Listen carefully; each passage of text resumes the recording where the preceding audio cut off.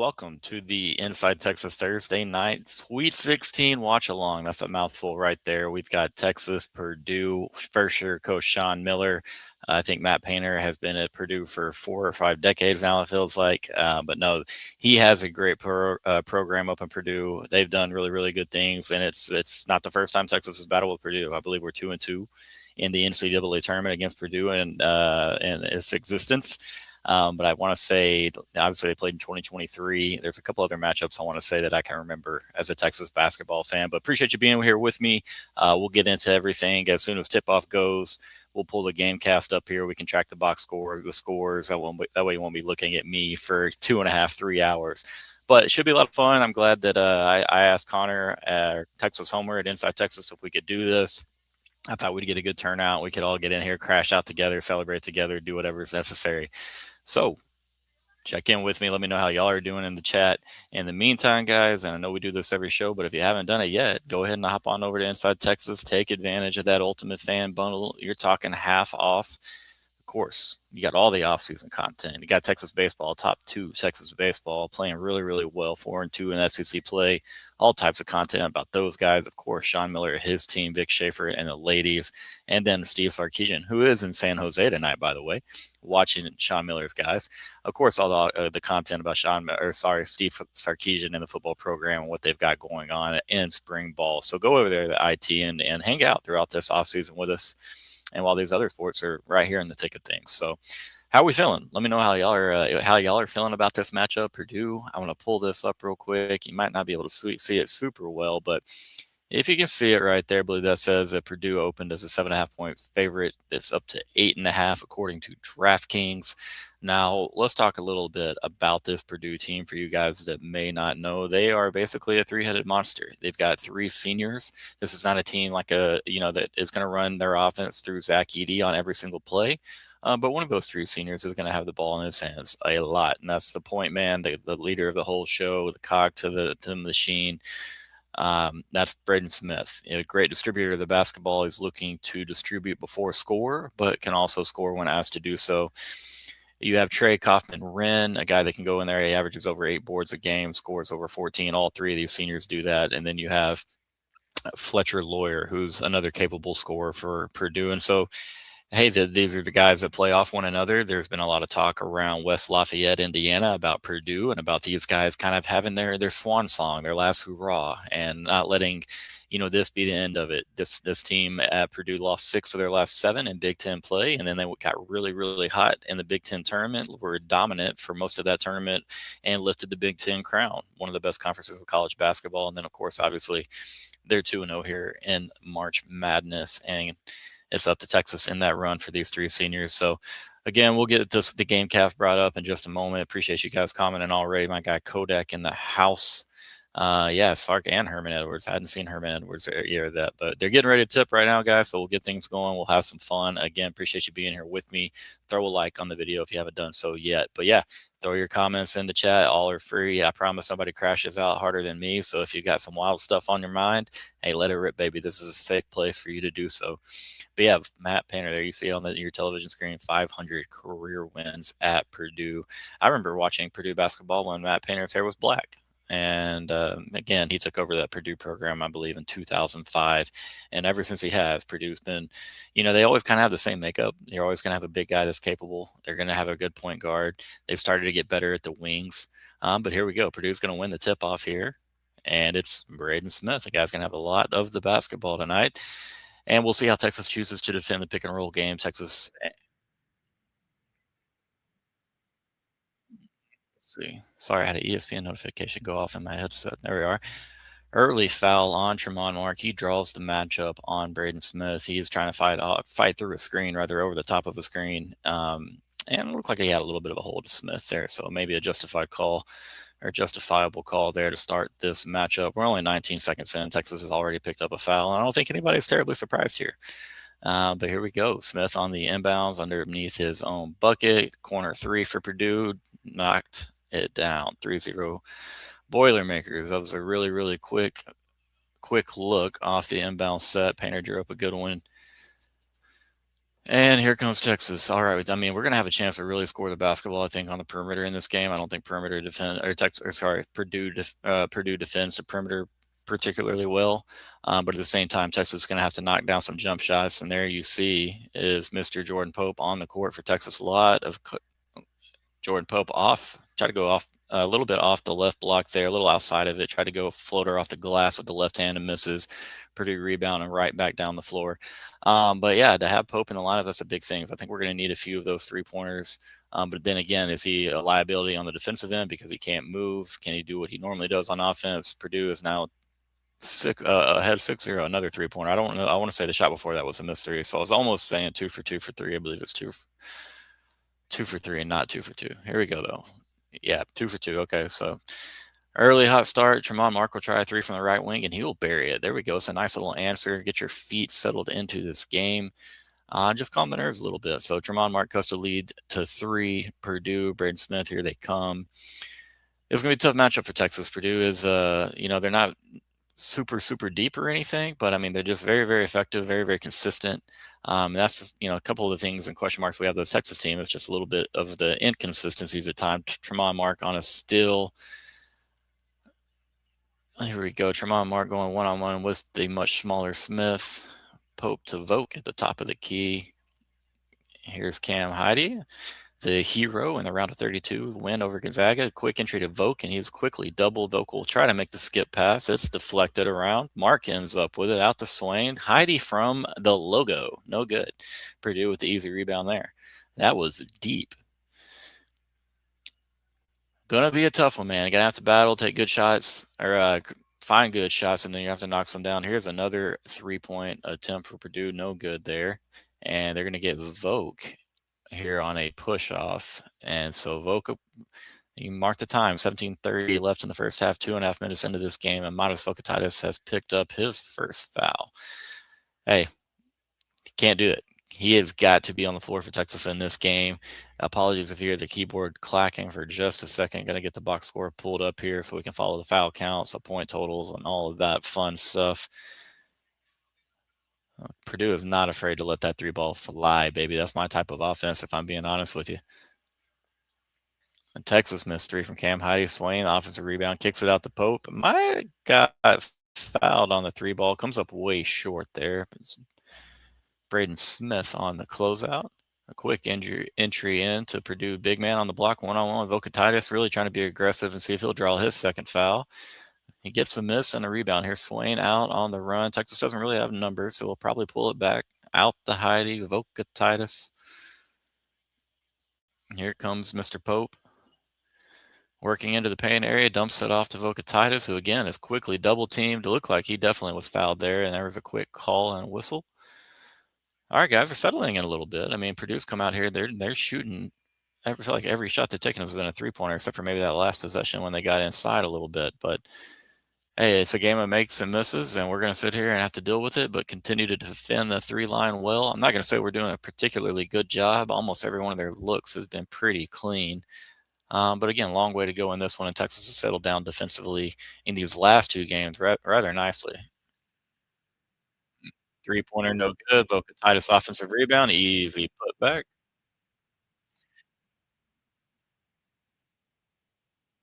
And that makes it 6-5.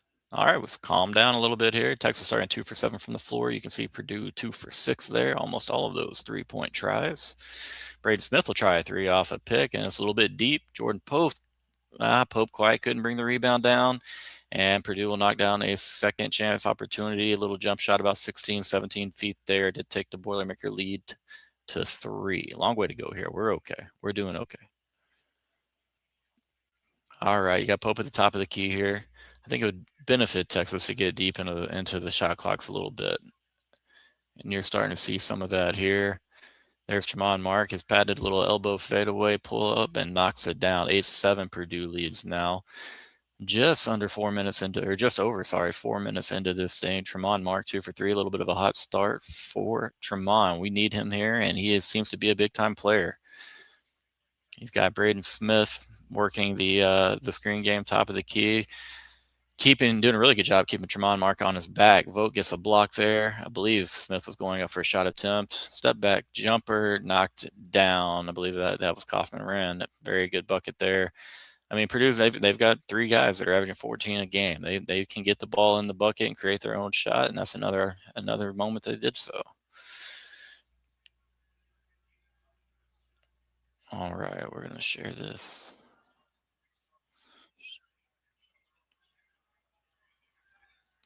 Another one for Vocatitis. That's what Texas has to have.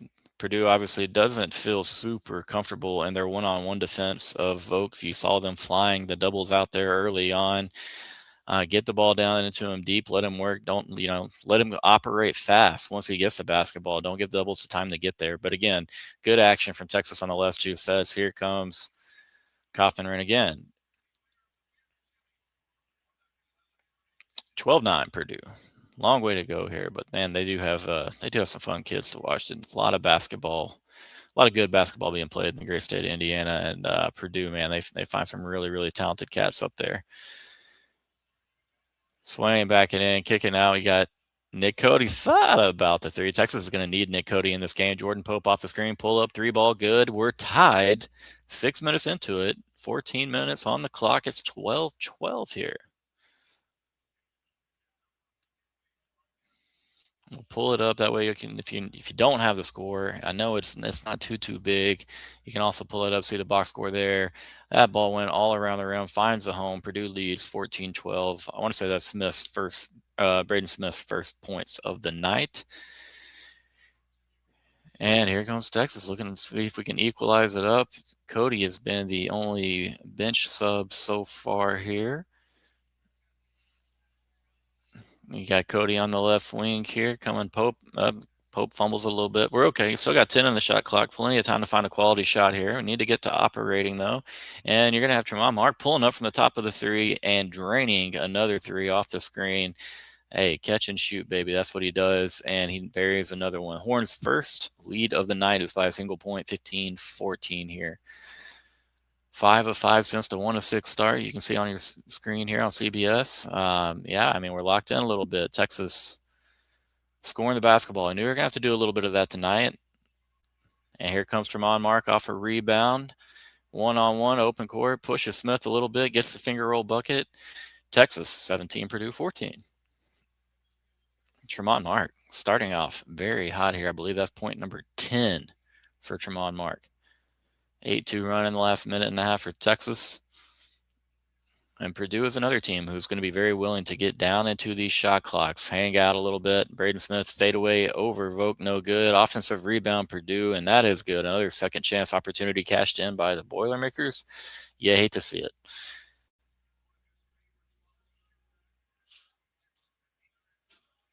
Mr. Gamer, hope you're doing well, my man. And yeah, Mr. Bennett, 45 is definitely a big cat. He takes and occupies a lot of space down there. Again, Vogt a little bit more athletic. Nick Cody, bang, 3-ball good for Texas. Would you look at our guy, Nick Cody, stepping up in the last 2 games? Again, it's a long way to go here, but an early indicator that he feels good and has some confidence here in tonight's matchup with Purdue. Another bucket on the inside for Purdue. Doing a good job of finishing around the rim here early on. Makes it 20-18. Again, we're okay there. That's not how Purdue wants to live and die. But again, Texas 7 for their last 7. Stay hot on this end of the floor, and it's going to put a lot of pressure on Purdue to score the basketball. Jordan Pope, his. Okay, I mean, this looks like Swain wanted a foul on Pope there. No one's going to get it. Deep 3 is no good. Here comes Purdue. Texas not really all over the offensive boards yet. They've got a couple.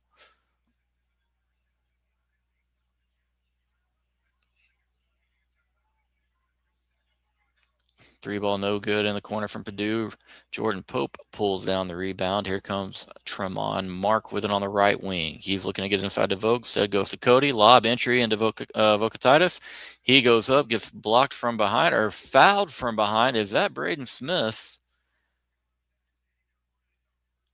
Wow, first media time out of the night. We're going to take a break too real quick in just a moment. But Texas, a little bit of a hot start. Didn't really look this way offensively in the early portions of the matchups with BYU and Gonzaga. But let's hear a quick word from Mr. David McClellan, and we'll be right back. Big financial decisions don't have to feel overwhelming. There's someone who can guide you every step of the way. David McClellan is a fiduciary financial advisor with Forum Financial, and he's working closely with his clients as a true financial life coach, guiding every aspect of your financial journey with expertise and care. If his name sounds familiar, that's because David was a swimmer at Texas and a member of several national championship teams. Today, he channels that same championship mindset into helping people win with their finances. David specializes in financial planning, and he's contributed numerous articles to Kiplinger on the topic of retirement tax bombs. And right now, David is offering viewers a free intro consultation to assess your financial situation. Do not miss this chance to get personalized guidance from a trusted expert. To schedule your free consult, email David at dmcclellan@forumfinancial.com, or you can call him directly at 312-933-8823. The contact info is in the description. All right, guys, back at it. Texas 20, Purdue 18. Just under the 11-minute mark here in the first half. You talk about Tremont Mark with an early 10 spot. Been huge for Texas. Kind of got Texas settled in a little bit when he made that first three as Purdue had his 6-0 lead. Things have been a lot different, especially on the offensive end since then for Texas.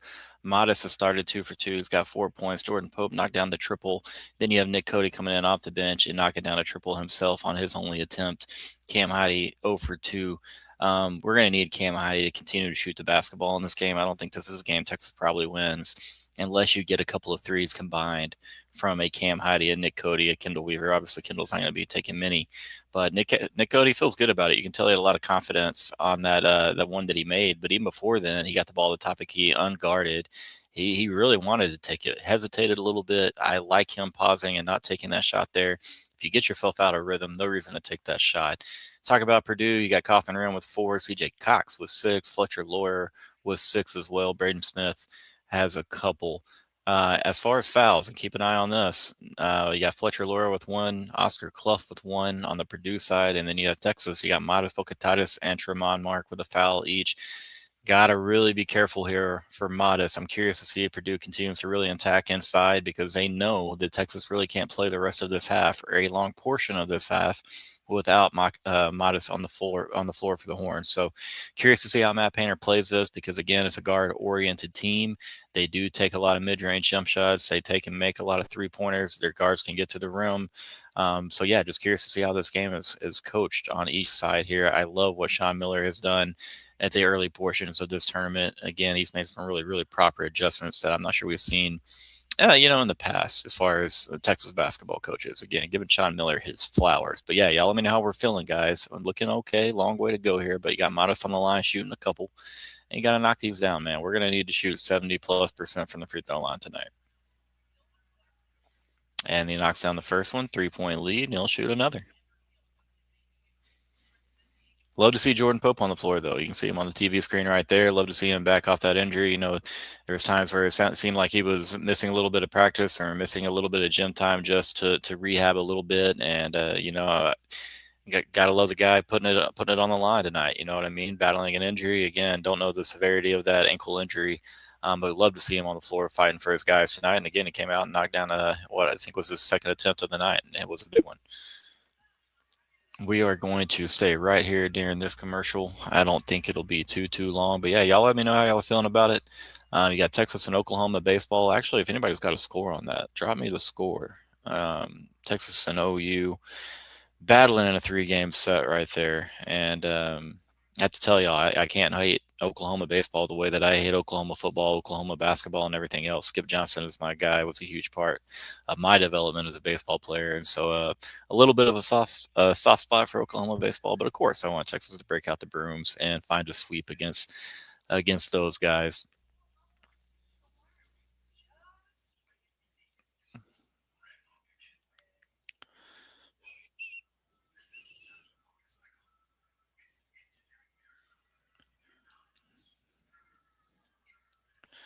Long way to go, man, but you got to really like the start. Texas come out and they're knocking down some jump shots.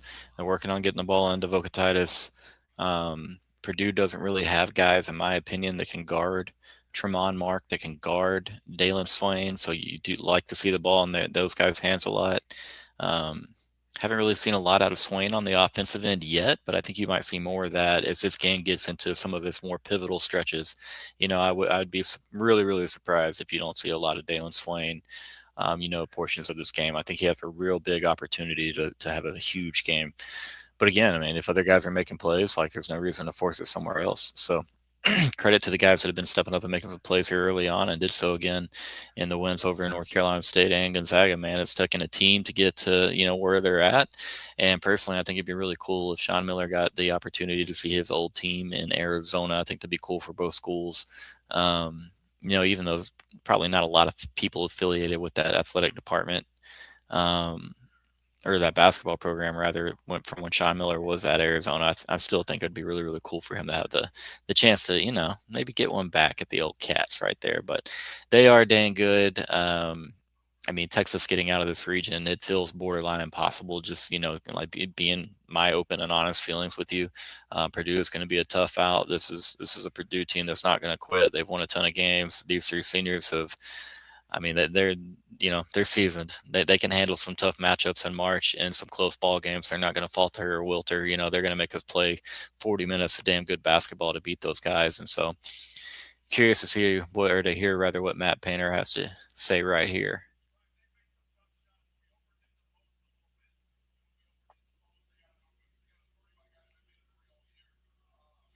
Yeah, it sounds a little bitter there, making the comment about Nick Cody hitting the three when not hitting a three all year, how we've hit tough shots. So, and again, maybe that's how the guy always is. I don't follow Purdue or cover Purdue. I just have respect for the man and what he's done. And I know that basketball program's solid and, that they mostly do things the right way. But that sounded a little bit bitter right there. Not going to lie to you.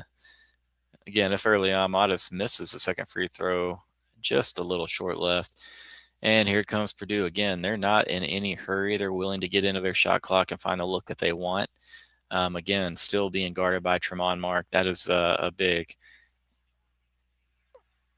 They're going at Modest. They know he does not really want to pick up that second foul, and they're questioning, exactly how physical and aggressive he's going to be on that defensive end. And right now, winning that battle. Got a charge right there on Dalen Swain as he drove down the left side. The left side. Hey, Purdue making a basketball play there. Swain probably needs to come up a quarter second earlier and finish over the top. Yeah, I mean, that's probably the right call there. I hate to say it.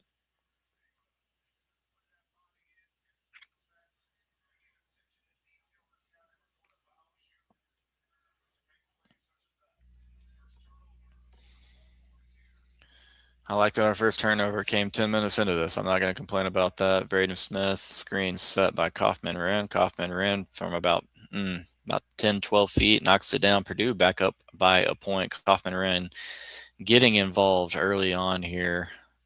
Kendall Weaver in the game. Sorry I didn't make that announcement. The spark plug, man. Love to see Kendall on the floor. Again, it feels like Texas is playing with a lot more than 5 guys when he is out there.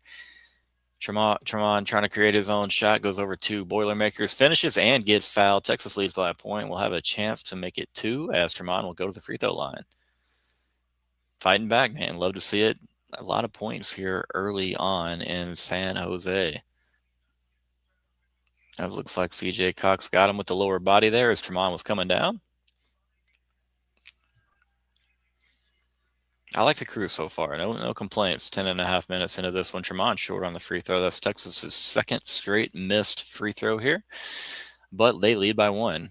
9.5 left. First half here. San Jose, Sweet 16 against Purdue. You got physical defense being played between Kaufman Wren and Nick Cody. Braden Smith still top of the key, and this time guarded by Dalen Swain. Screened off. Nick Cody is on. Not a good matchup. Nick Cody had to pick up Braden Smith off the screen, and he got cooked. Smith went right to the rim, left side, finish up and underneath. Purdue now leads by a point. We'll take a timeout, and with that, we're going to hear a word from Andre, the lawyer. We'll be back before the broadcast. Texans know when you're injured, there's one name that gets results: Andre, the lawyer. Trust the team that has secured millions for their clients and helped thousands of Texans win their injury cases. Car wrecks, slip and falls, 18-wheeler accidents, on-the-job injuries, wrongful deaths. Don't let the insurance companies tell you what your claim is worth. Andre the lawyer will fight for you. His principal office is in Dallas, but they serve Texans throughout the state. So don't wait. Call 214-444-8808. That's 214-444-8808. Contact info is in the description.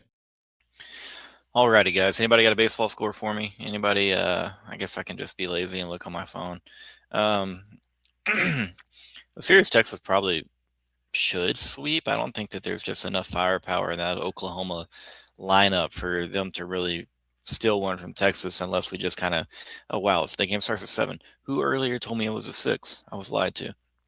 All right, so all of you guys, forgive me, asking for a baseball score for a game that doesn't start until 7 o'clock. But again, man, should be a good matchup. Love to see Ruger get back at it. You got to feel bad for Ruger the last 2 Friday nights, the way things have gone, because he's thrown well enough to win both games. And obviously, he's not able to have a win under his belt for either one of those, as Texas has let each one get away from them in the 9th inning there. Hey, Texas, tonight's Thursday. It's Ruger's time, baby. But again, Thursday through Saturday series, you got 1 day. The series moved up 1 day. You got to have this one. Minimum 2 wins for Texas here. You got to be at least 6-3, but man, 7-2 sure does sound good. And what is going to be a really tough, as always, SEC baseball grind, man. There's some really tough matchups in there. Okay, man, here we go. Get us back. We don't want to watch commercials. We want to watch hoops. There's some cool phones all over the place. We know.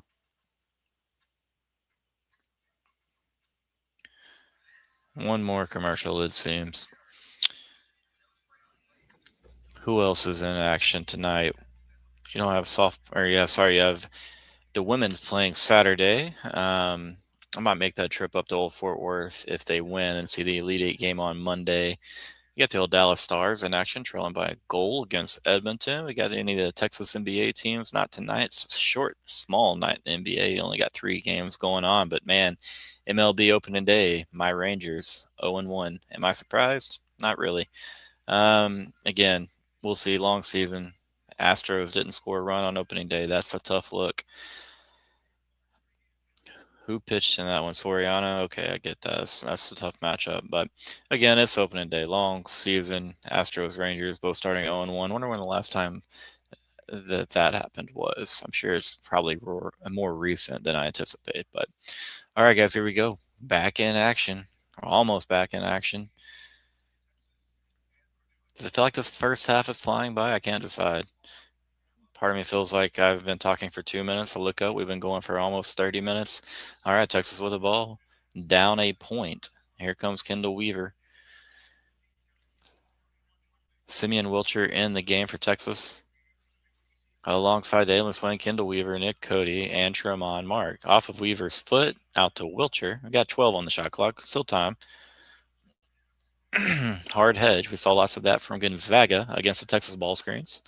Tremont Mark again being forced to create and finish one-on-one. Misses a 3-pointer. Swain tipped it, but it still comes out to Braden Smith. How many rebounds does he have? Tremont Mark, Garden Smith as he drives into the right block. Kicked back out. C.J. Wilcox with a flush. Purdue leads by 3, guys. 8.5 minutes left in the first half. Another hard hedge. Kendall Weaver, he'll try a 3. Oh, it did everything but go down. Rattled all the way around the rim. Another board right to a Boilermaker. 3-point lead, Purdue with the ball. 8:15 to go. Long ways, man. Internally, with a 3-point deficit, I just want to panic. I feel like I'm going to throw up. It's a 3-point game. It could be a 6-point game. Luckily, it's not. Dalen Swain on the rebound off the 3-pointer, or the missed 3-pointer, and he drives into a very congested lane and misses. But Kendall Weaver's not missing that. The tip-in 2-hand dunk, 26-25. All right, every time Purdue goes on a mini little run here, Texas finds a way to score a couple points, get back in this thing.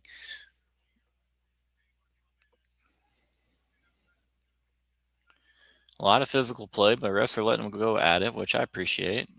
Hey, that was a nasty move from Kaufman in there. That's old man in the gym basketball right there. He's God, 5 for 5. He's got a quick 10 points. I feel like all of them have come in about the last 6 or 7 minutes of play.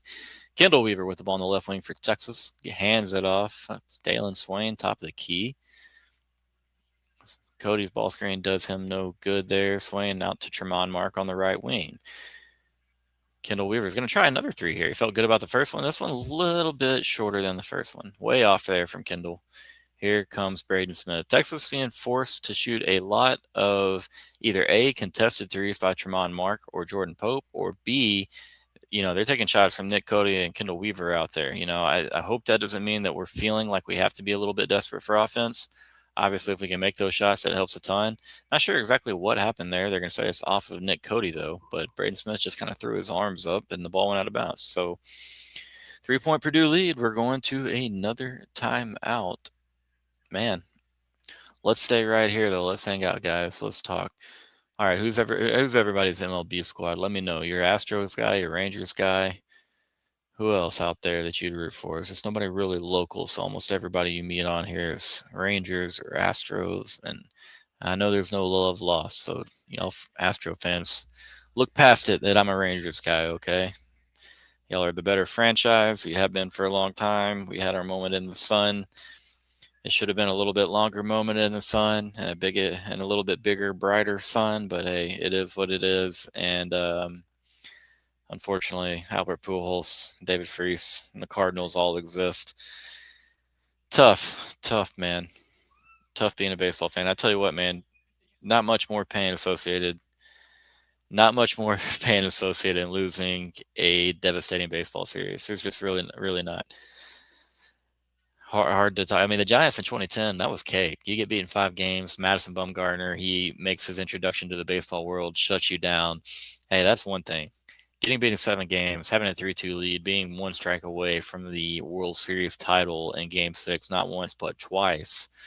Having dirtbags like Lance Berkman. I know he's an Astros legend, and I apologize, but he's a dirtbag in my eyes, guys. He just scumbag weasel. He had the opportunity to decide in free agency between the Rangers and the Cardinals in 2011, right? And he chooses St. Louis, quite obviously. And in his introductory press conference, when he was greeted by St. Louis media and did his first, meet and greet with those guys, one of the St. Louis media reporters asked Lance Berkman why he chose the Cardinals over the Rangers, who were coming off a World Series berth. And he said that he felt the Rangers' 2010 playoff run and World Series appearance was quote unquote fluky. So that man called us fluky. We make it back to the World Series with a chance to beat that man. And then not only does his team beat us, but he has one of the game tying hits with 2 outs and I believe extra innings. And it was him in the bottom of the 10th after Josh Hamilton's home run to put us ahead. So yeah, I am not a Lance Berkman guy. Sorry for all you Astros lovers. I respect Biggio and Bagwell. All right. Those are my guys. Derek Bell even. The Killer Bees. Got no hate for me, but that guy can bite me. I have no love for that guy. I feel like we've been to a million commercials in the last 10 minutes of real life time. We've had like 3 commercials here. Let's finish this half out strong. Let's get some flow to the basketball games. I'm not sure this is helping the Horns.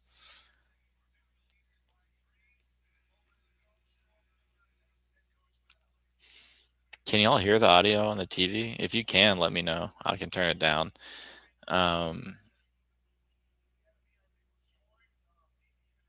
Sorry, listening to Sean Miller real quick.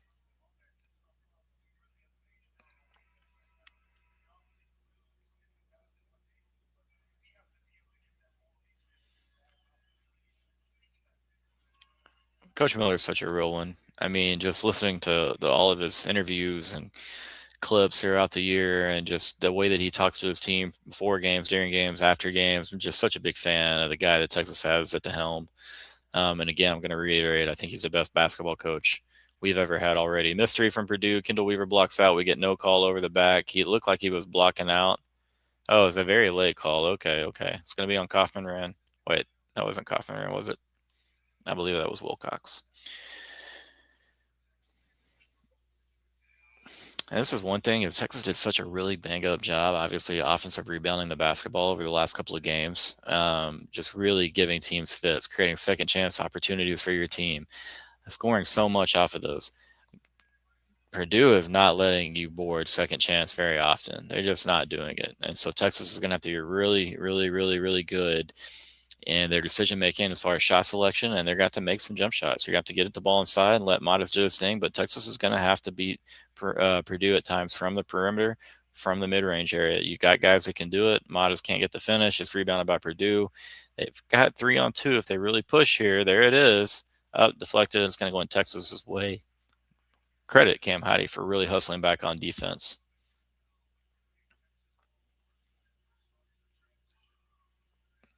6:03 left in the game. We got Heide inbound into Pope.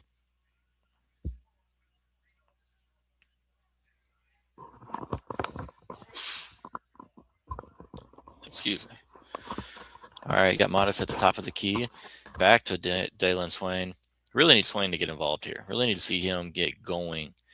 Simeon Wiltshire pump fake the double team. Neither one really bit for it.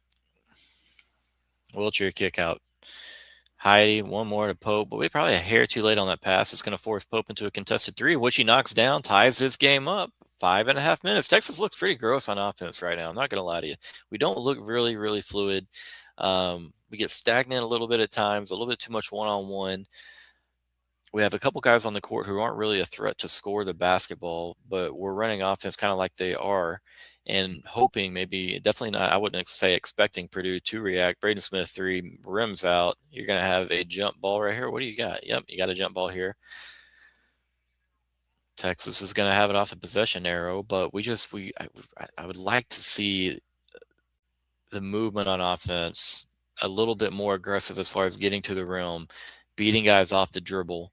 But again, credit to Jordan Pope, because I mean, as far as shot difficulty goes, that's higher on the spectrum right there. And here comes Pope. Had 3 big threes in Texas's win over Gonzaga. He's got 2 already here in the first half here, playing on a gimpy ankle, 6 points. Dalen Swain on the ball screen by Cam Heide. Here comes Dalen Swain. Got working down on the left block. Kicks out. Jordan Pope a lot more open this time, off the back of the back right of the rim. And here comes Purdue, still tie game. We got almost to the 4.5 minute mark here. Plenty of time for Texas to get it going a little bit smoother on the offensive end. Man, this Purdue team really plays smart basketball just as a whole. They don't waste steps. Really understand body space, body control, how to create space, how to draw fouls. And now they lead by 2 here. Here's Jordan Pope bringing the ball up.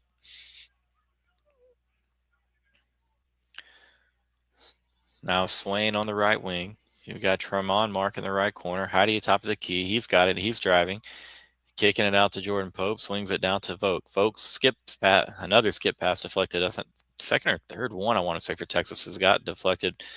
Modest can't get the finish. Big rebound and finish and still in there off the rebound from Nick Cody. Once again, providing some very, very big minutes, contributing here for Texas. Texas had to have Nick Cody tonight, and seems they're getting the best of him. Cam Heide now mashed up. Here's Vogt, drop coverage, pull up 3 ball, short. Oh, tip rebound here. No, that's not what we want to see. Another 3 ball, no good here. Cam Heide out to Jordan Pope here.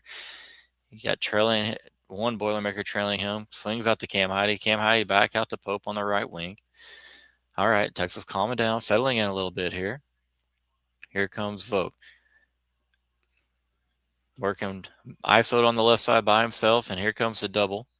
And Vogt's going to pick up his second foul, and it's going to be reviewed for a flagrant foul as he swung pretty hard there. And you can't fool anybody there with that one. He swings. I'm not sure. Oh, that's a flop. Is that a flop? Did he actually get elbow? I'm not sure he got it. Again, I'm a little biased here.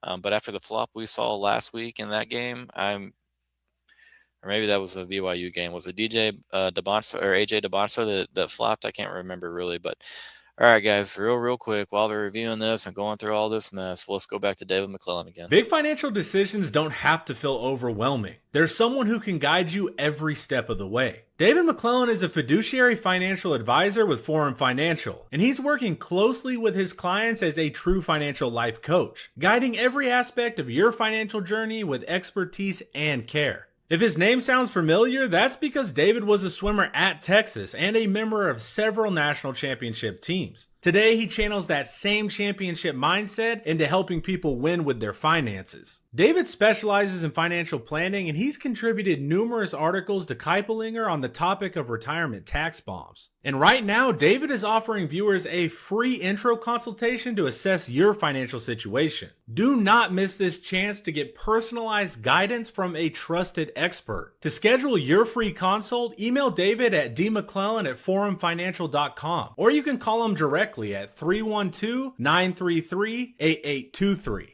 The contact info is in the description. Alrighty, guys, welcome back. We'll get right to it in 1 minute. Another good old commercial here, but yeah, y'all let me know who's y'all's MLB teams. Are y'all hockey guys? I'm a big hockey guy, but unfortunately my team is pretty terrible. The old Washington Capitals. We got our one ring, and that was enough for me. I had to have Ovechkin get one, and he got that. And luckily was there to witness that one live in Las Vegas as they took down the Golden Knights in 5 games. Probably a top, maybe the best sports moment of my life, just because I was there. I was not able to see Texas win the 2005 title in person. I've seen Texas in Omaha, which is really special. I think one of the cooler things you can do. I've seen Texas play in the NCAA tournament, win games. But yeah, I mean, seeing Ovechkin get his finally after what at that point almost 15 years in the league, that was pretty special. But yeah, I mean, you Stars guys, I got a lot to be excited about. That's a dang good team. I know that they've been on the fritz a little bit here, but you want to be hot here in a couple of weeks. Right now doesn't mean too much. And that Western Conference, as always, man, that's a grind fest to get through that thing.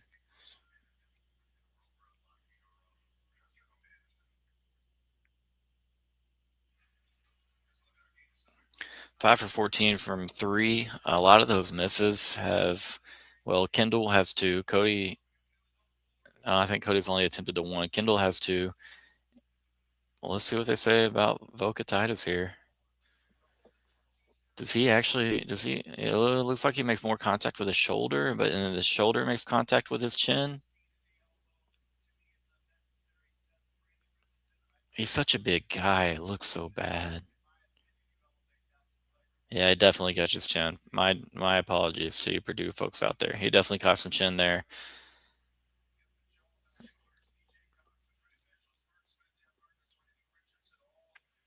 That's tough. That's tough. Tough. So it'll be Purdue free throws, Purdue ball. Vocatitis' second foul. Texas likely plays the last 3 minutes of this half without Vocatitis in there. I mean, ideally here, with them shooting 2 free throws here, if if you told me Texas took this to the half down 4 or less, I'd be ecstatic.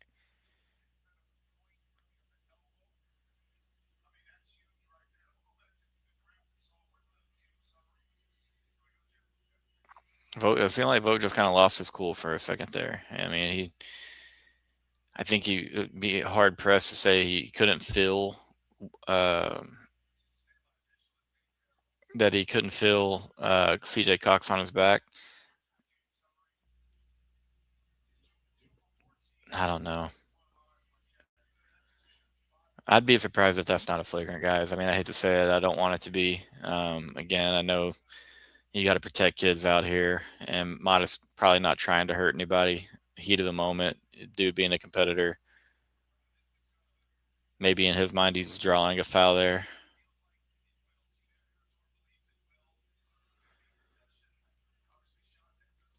So let's assume they make both free throws. You're down 2, they have the basketball. You could be down 4 points here in the next 10, 15 seconds of game time. So if Texas was to, hey, without Modest on the floor, this little mini run for Purdue that they could go on here. I mean, I'm not going to assume they score after getting the ball back, but just saying Texas could be down 4, could be down 5 by the time they get the ball back. So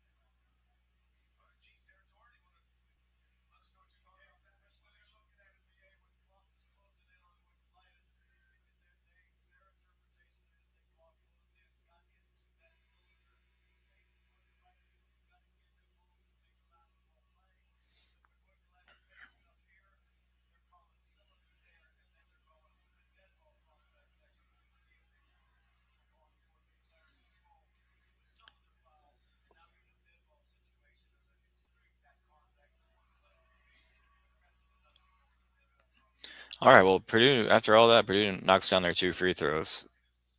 A dead ball technical was assessed to Modest Vocatitis for the elbow to CJ Cox. A personal foul, a cylinder call, was called on Purdue big man, Mr. Clough. A lot went down right there. So my only question, and like I consider myself to be a basketball savant, is who is getting possession in this instant?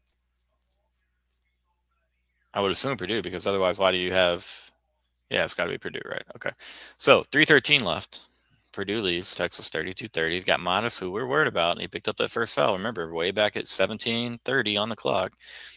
And he has just picked up his second foul with 3:13, and he will spend the rest of this half most likely on the bench. Purdue, see the graphic there, missed their last 9 3-point attempts. That is a trend that we need to continue. If we're going to hang around this ball game, well, here's another 3-point attempt, and that trend is over as that ball is buried.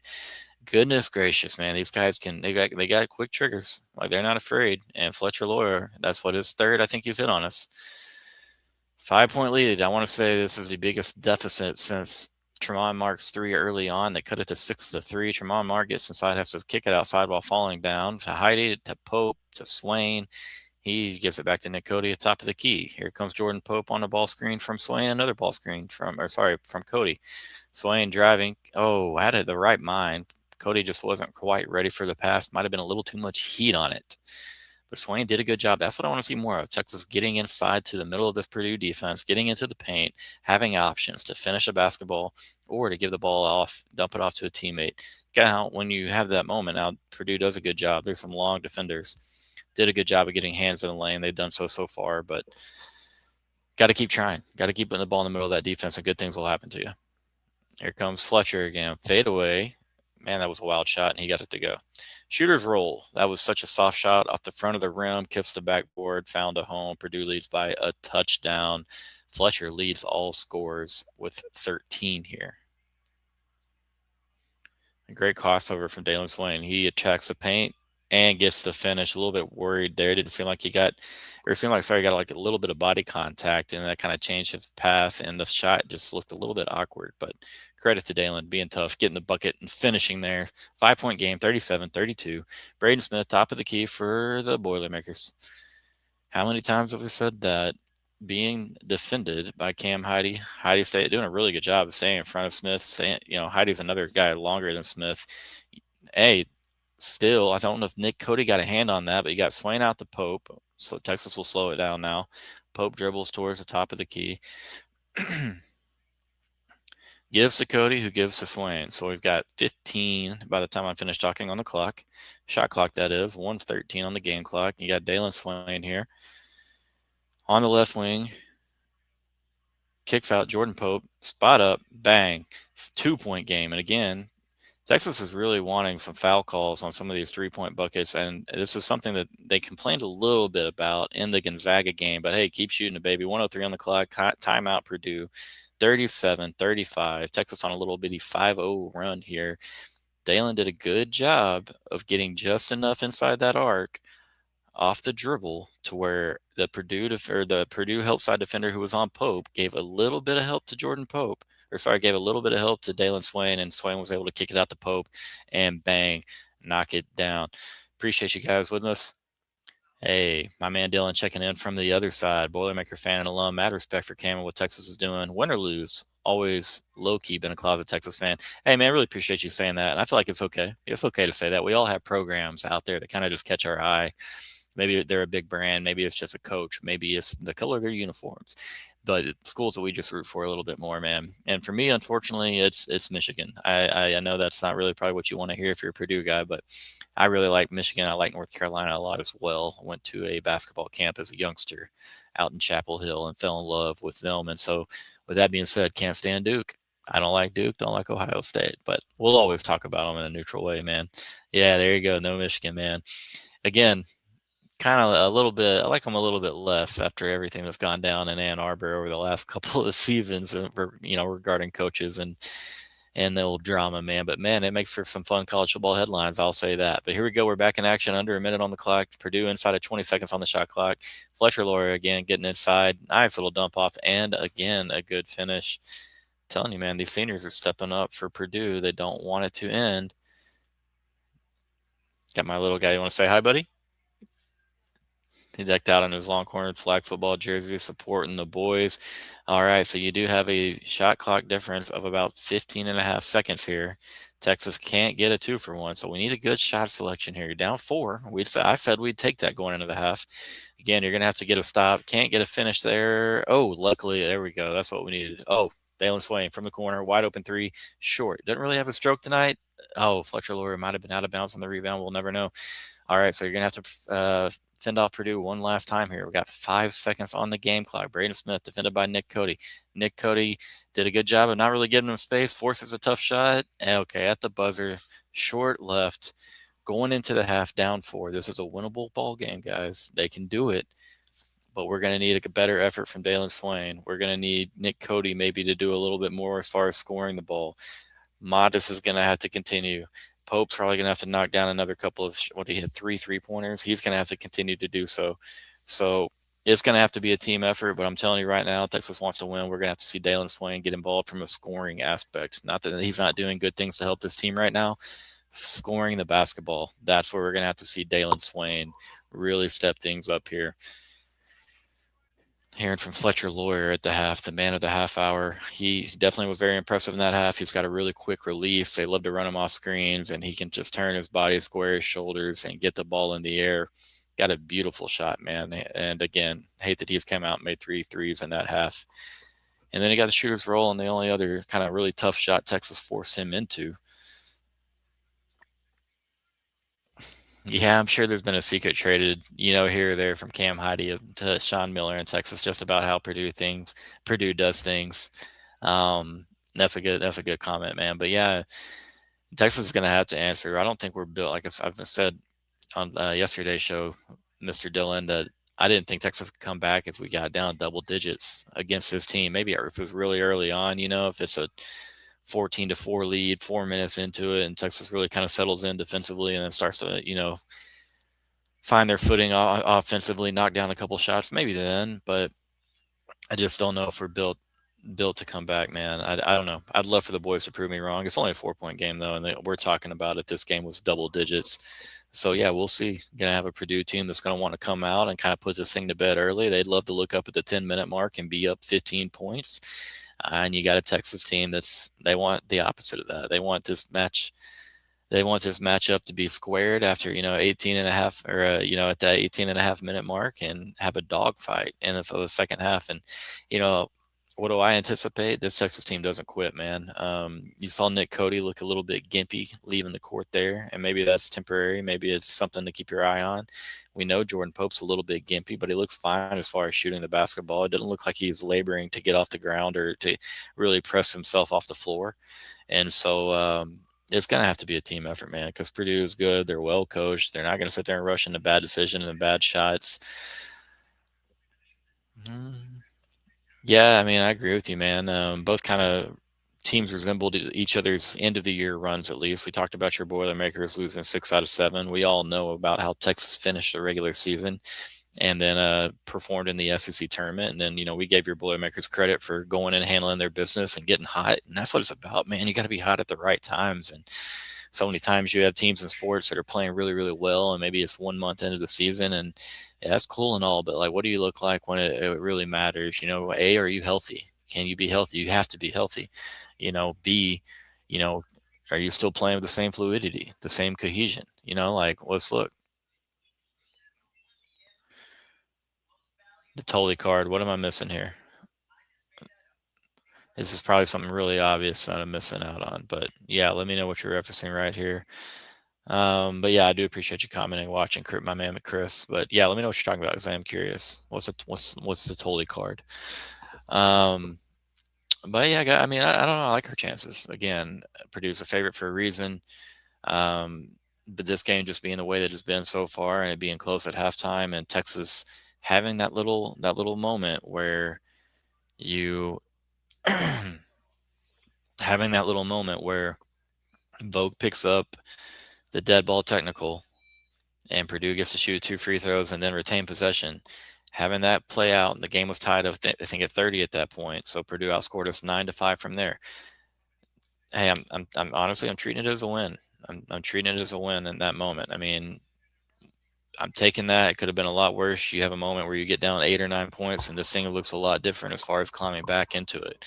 Purdue's still going to score the ball. I think that they'll probably shoot it a little bit better from three. Maybe not be. It might not be Fletcher Lawyer. It might be Braden Smith and some of the other guys. But we got to run that cat off the 3-point line and force him to still pull up and not just be able to finish at the rim with ease. Same said for Braden Smith. But I like that Texas is trotting out long defenders on Braden Smith. You want to affect his passing as much as you can. He hasn't really crushed us from an assist or a passing standpoint so far. But again, keeps getting back in this one. Continue to make him be a scorer. Continue to make him be a scorer. I think that you have to do that. You absolutely have to do that. Why was Swain running the point late? Maybe it's just to give Mark a little bit of a breather from things. Maybe it's to get Swain more involved, and it's Sean Miller telling him like, "Hey, big dog, like it's you. Go get us a couple buckets. We need you to go get a couple buckets for us." Maybe it's just like they use Swain. He did a really good job in the Gonzaga game when we asked him to play more of the distributor role and less of the scorer role. He did a good job there. So don't blame them. I wouldn't blame Sean Miller or be upset if it was for any of those reasons. I think if Texas is going to win, Dalen has to be a part of the second half. We got to get him involved scoring the basketball. Again, it doesn't really look like he's comfortable at the moment as far as finishing.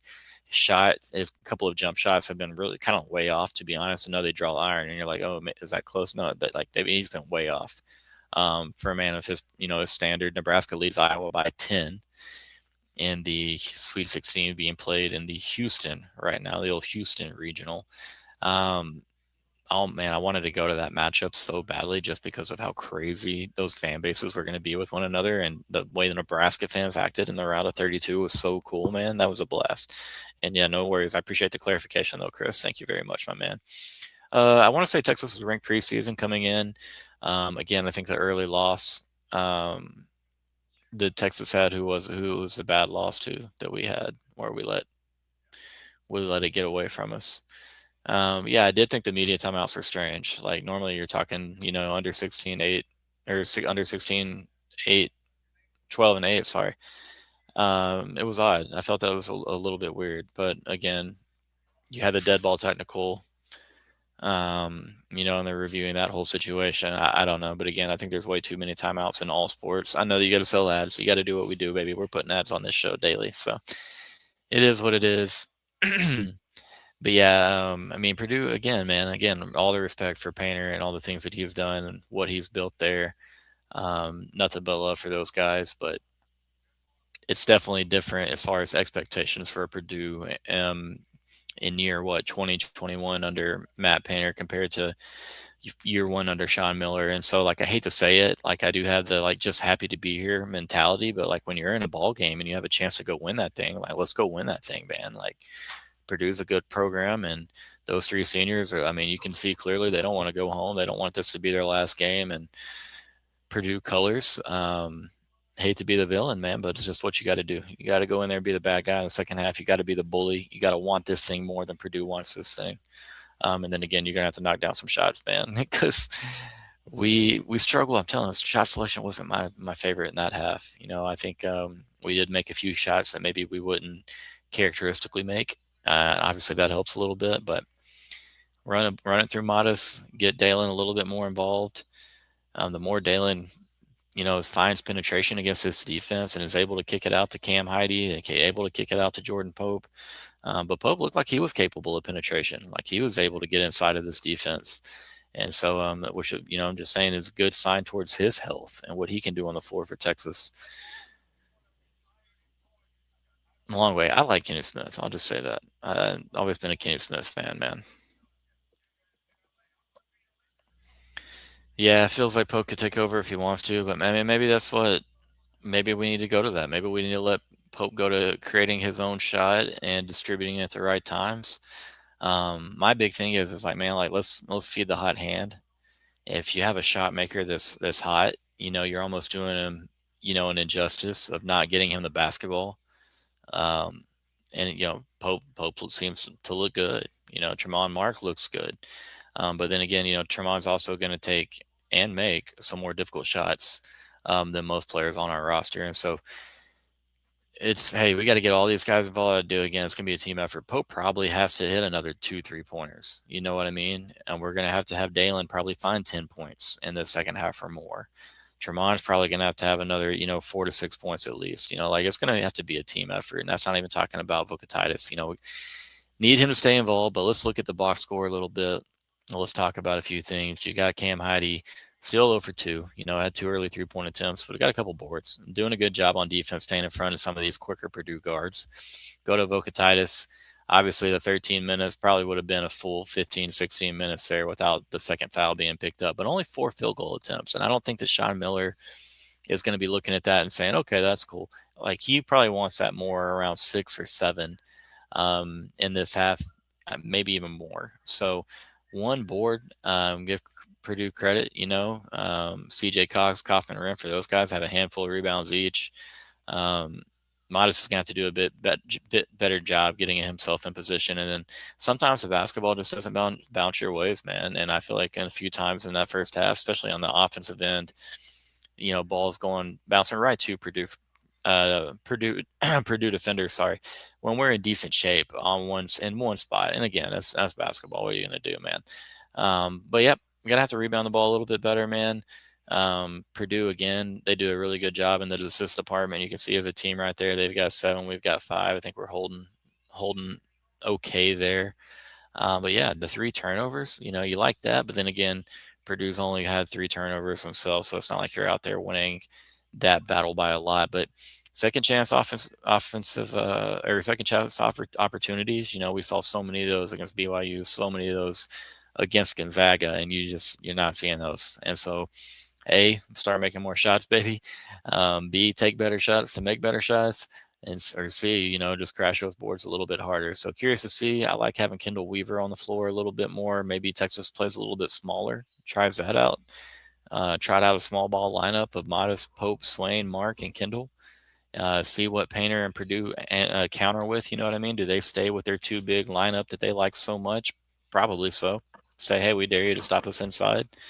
But I am curious to see what Texas and Sean Miller do here in the second half.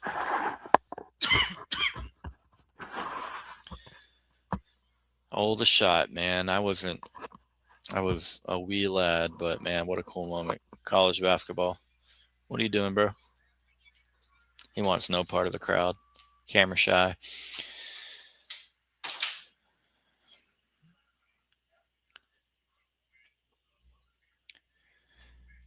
I think Cody's played well. I think he's done a really good job of putting himself in the right position. He's doing a good job on offense of not forcing anything. You could tell really early, and we talked about it. He came out, he wanted to take that 3-point attempt at the top of the key, and he hesitated, which was fine.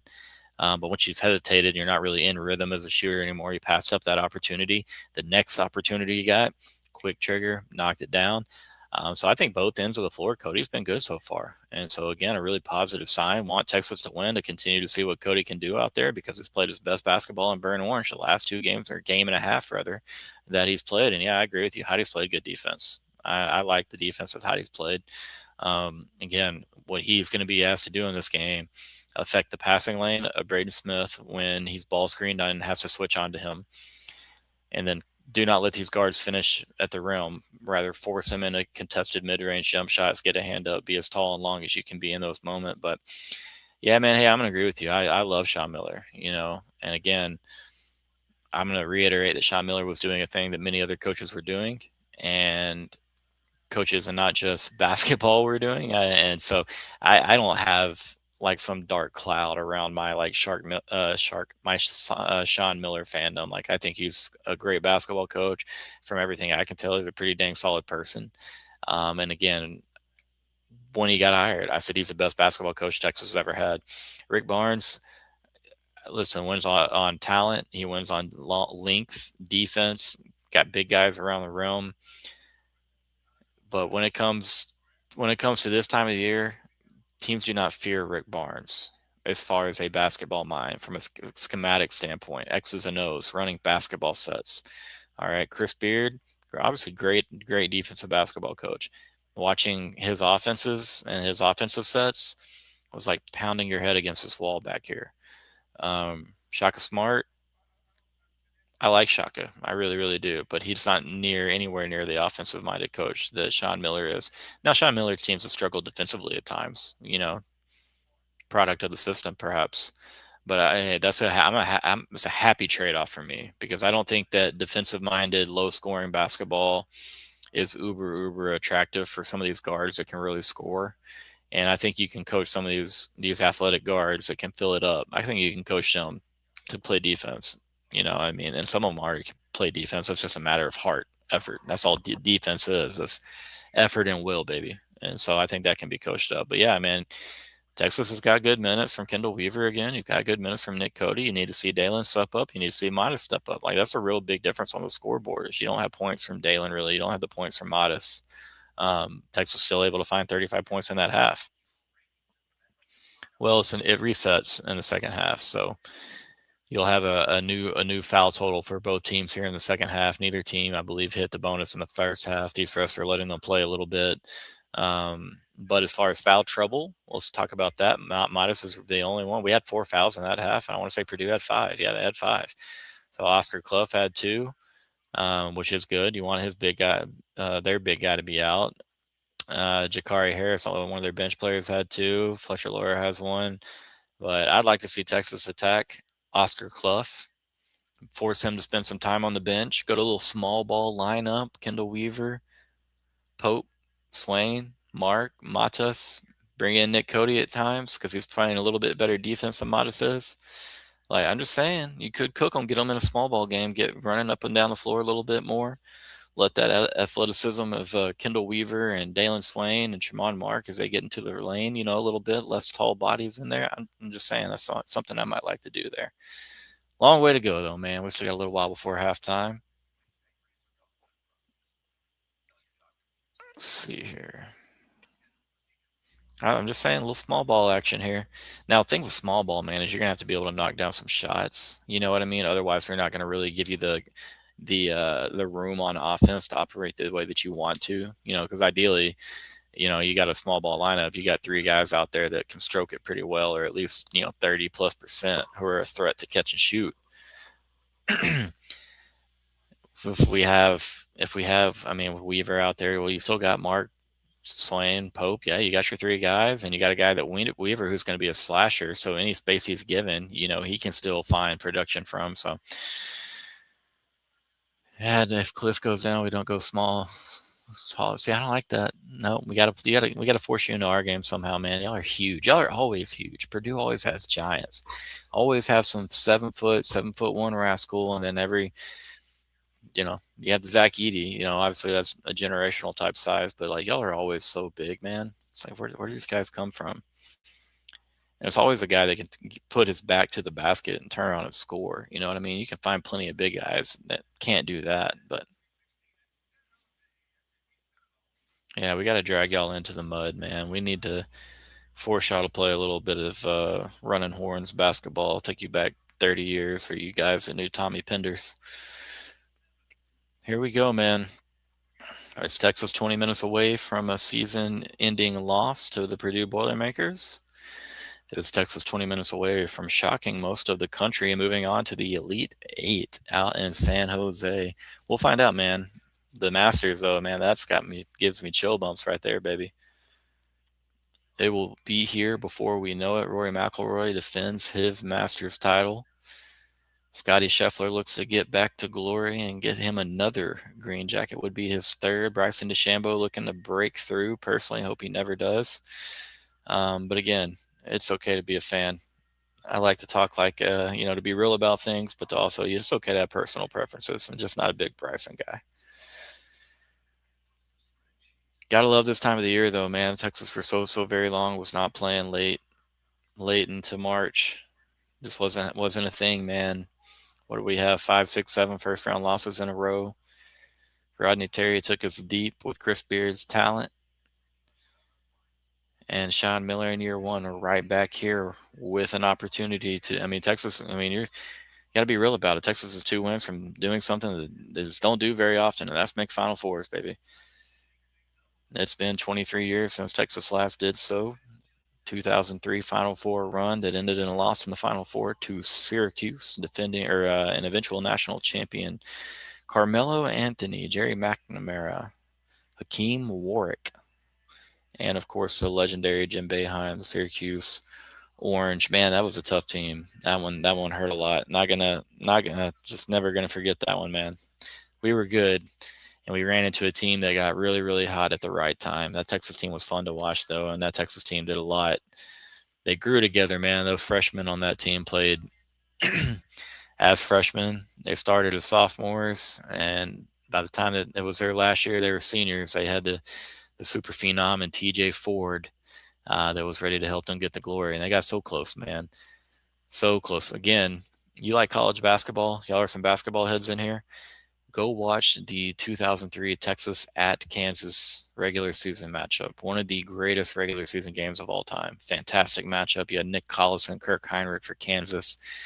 Check out Nick Collison's stat line. I might be off by a number, but I don't think so. But Collison, I want to say, had 24 points and 23 rebounds against Texas in an overtime win in that 2003 game. A fantastic basketball game. You had Texas, obviously, with TJ Ford. You had Brandon Mouton. You had Royale Ivy. We all know that name. You had James Thomas. You had Brandon Boddicker. Um, just a lot of different names. Man, brings back the good memories as a young Texas basketball fan for me. Not sure who gets the ball first immediately. If we get a three immediately, we're in deep trouble. We are in deep trouble. And yeah, great memory there, Paxton. Yeah, Carlson and KD were both Sonics. That is right. Carlson obviously played with the Sonics for a couple of years before Durant was drafted. Durant played 1 year in Seattle.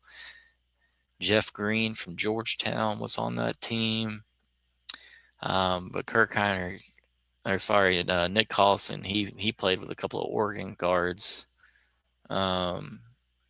Trying to remember the names. Luke Ridnour, I want to say, was one of them that he played with. Can't remember the other one, but let's listen to Tremont Mark talk for a moment.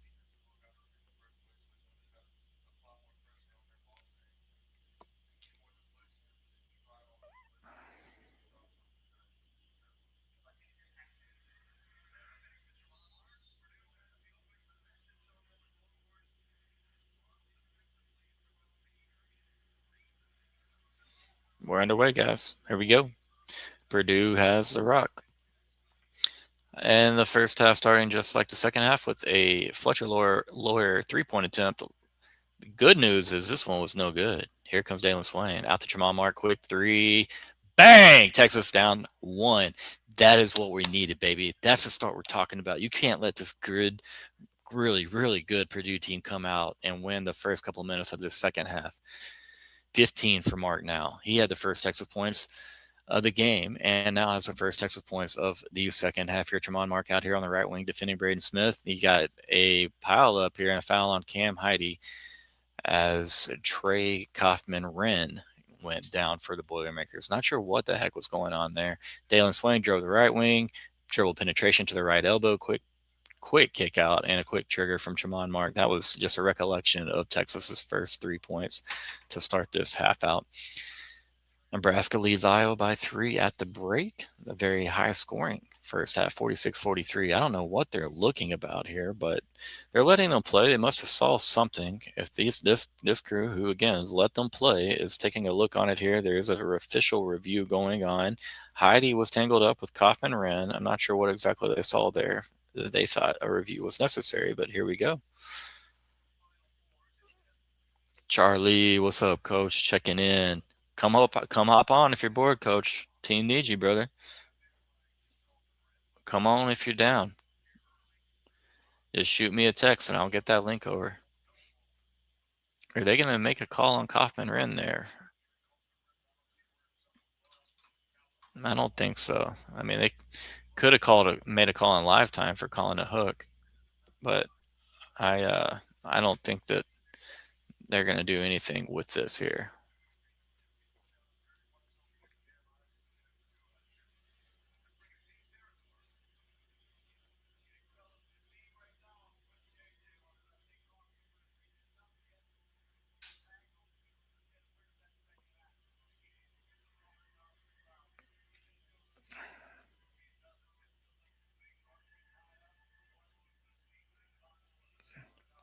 Good old Jeans territory. Busy, busy man this time of the year.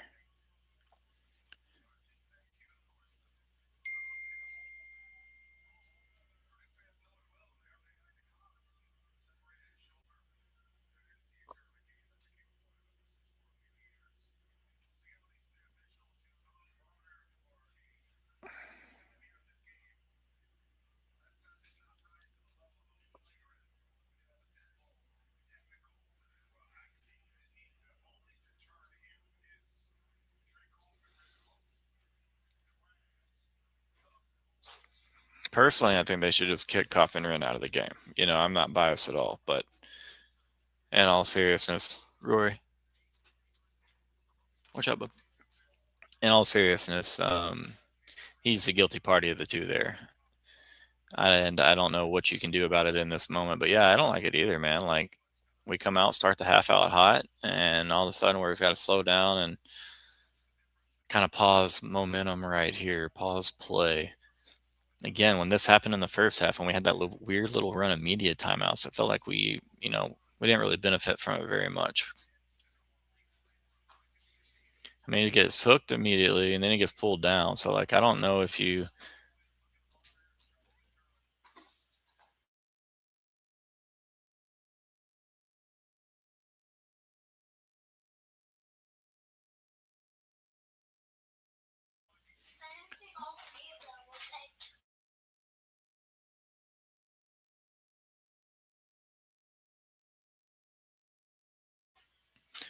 Alrighty.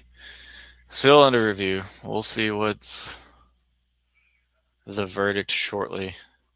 Maybe. Hopefully.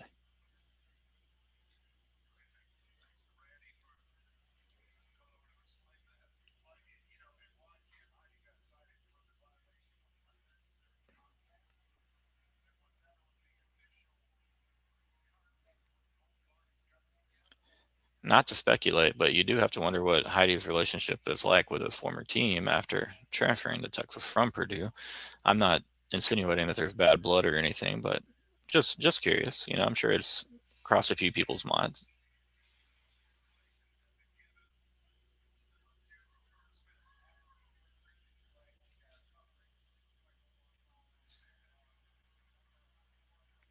And that is a flagrant one foul on Trey Kaufman-Renn of Purdue. It's going to be 2 free throws for Texas and the basketball.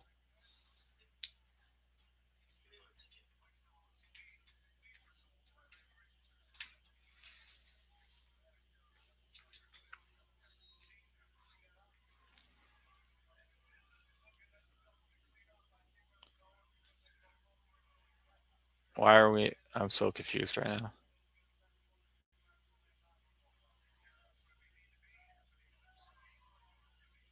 That's an insane call. I'm shocked at that, to be honest. Tough bucket from Dalen right there. That's what we wanted to see. A little bit more assertive, a little more aggressive, getting into the paint, giving yourself the option to finish, dish, kick out.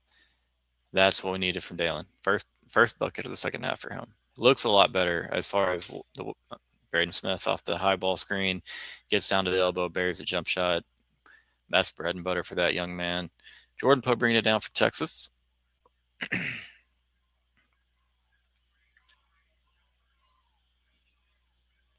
Sherman Mark penetrating. Pulls up from about 10 feet and buries it. 42-41, Texas 18. Just a little over 18 minutes to go here. Tremont was 17, 7 from 9 from the floor. Looking really, really good. Got a couple of 3 balls and 7 made shots. Good job by Tremont Mark affecting the over. It looked like it was coming, a lob or an oop was coming off of the crash from Clough there. Smith will inbound. I gotta be honest. This Kaufman-Renn goes to the floor a lot. And that's all I'm gonna say. Smith's inside the paint, pulling up over Tremont, but he really couldn't find anywhere to dish it. Heidi's gonna get called for a foul on Kaufman-Renn. It appears to be under Kaufman-Renn's skin a little bit. He seems a little bit frustrated with Cam Heidi. Cam Heidi, I don't know. That's tough. There's a lot of days where Cam Heidi probably gets called for a foul there. Definitely gets called for a foul there. Kind of put both hands into his chest.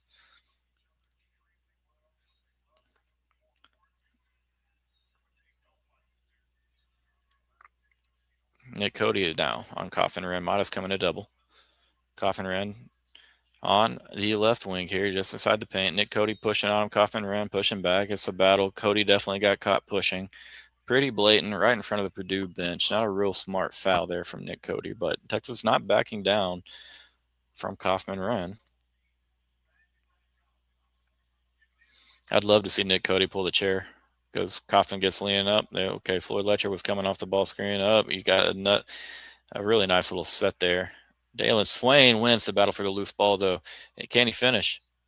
No, but he draws a foul. Texas will go to the line to shoot two. Really nice set there from Matt Painter off of the inbound there. He ran Fletcher Lawyer off one screen, ran another Boilermaker shooter off another screen. Just couldn't get the make. Texas, though. Shooting two, chance to go by 3 here in the second half, guys. Remember, this team was down 4 coming into this half. Missed free throw from Dalen. Okay, all right. Lock in, make our free throws. We're okay. I want to say that was CJ Cox that attempted the 3 for Purdue. Dalen makes the second one. It's 43-41 game, 17 and a half minutes. Here comes Mr. Smith again. On the left wing, high ball screen from Clough. Pick and roll. They dish to Clough, and he finishes over Modest. Tied up. Forever to go, but only 17 minutes. Jordan Pope with it. A high ball screen coming from Modest. Hard hedge from Clough. Tremont Mark to Nick Cody at the top of the key, and out of Jordan Pope to Modest at the top of the key. Texas doing a good job getting to his set. Here comes Swain on the left wing. Oh, puts Mr. Smith into a blender, draws a foul. I want to say it was Clough. If so, that's his third. It would be still early in the half.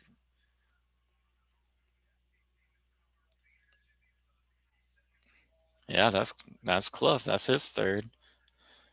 Curious to see if he spends any time on the bench. That's what we talked about, getting him off the floor here early on. And to the bench he goes.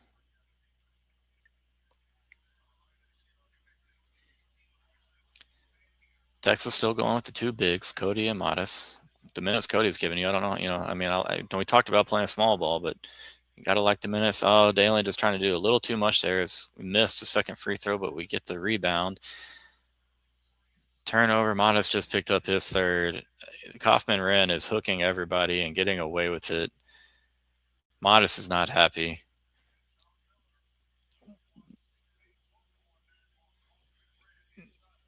That's another hook. That's the second one in a matter of 4 or 5 possessions. And he he got away with the first one essentially. He picked up a foul, but they retained possession. That's a weak call, but that at the same time shows you the experience of a 4-year senior and Trey Kaufman Wren.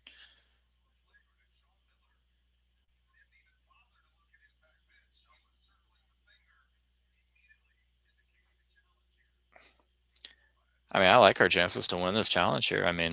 You got to look. It's a clear hook from the very beginning. It's got him hooked, and he creates all that negative contact from Modest there, all that lower body contact, all that stuff that he's going to get called for right there. That he's being hooked. There's nothing he can do. I'm also slightly biased, but that's pretty clear as day. And you just saw the hook that he had on Cam Heidi, so you can tell it's on his mind. And again, I'm not going to blame a guy for trying to, slightly bend the rules to better himself on the court. It happens all the time. It's part of basketball. It's a matter of getting caught. And hopefully this is the the time in which he's been caught.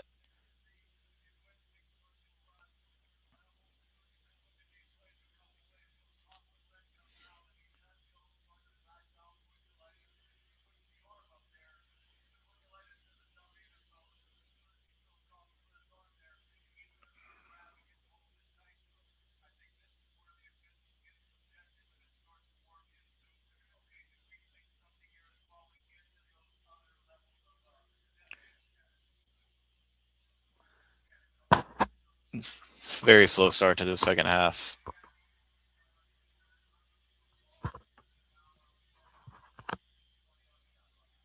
It's a really weak call there on Modest Vocatitis, who picked up his third foul. Likely will spend some time on the bench for Texas. That's a tough foul. We just talked about getting Clough out of the game. You can't really risk having Modest out there right now, and the chance of him picking up his fourth with still 3/4 of this half to play. It's just a matter of when is the right time to bring him back in the game. We need Nick Cody to provide some good minutes here. And Cam Heide, I mean, if he could go in here and knock down a shot or two, that'd be nice. Right back to Kaufman ran against Nick Cody. And he finishes. Purdue leads by a point now. Kaufman ran giving Texas fits. 14 on 7 of 7. Haven't missed a shot tonight.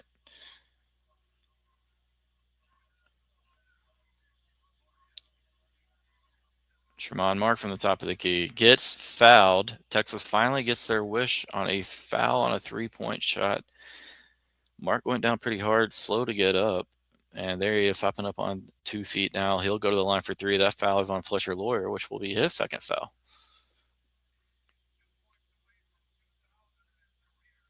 He came down on Fletcher Lawyer's feet, or a foot rather, and you have to give the shooter room to come down. Oh, and he rolled that ankle pretty good there. That's tough.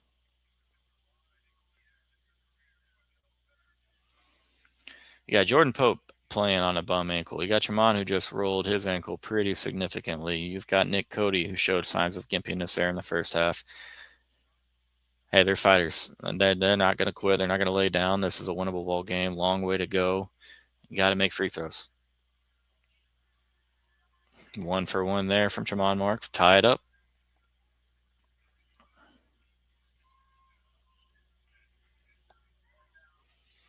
Here's Tremont Mark again for his second free throw. No good there.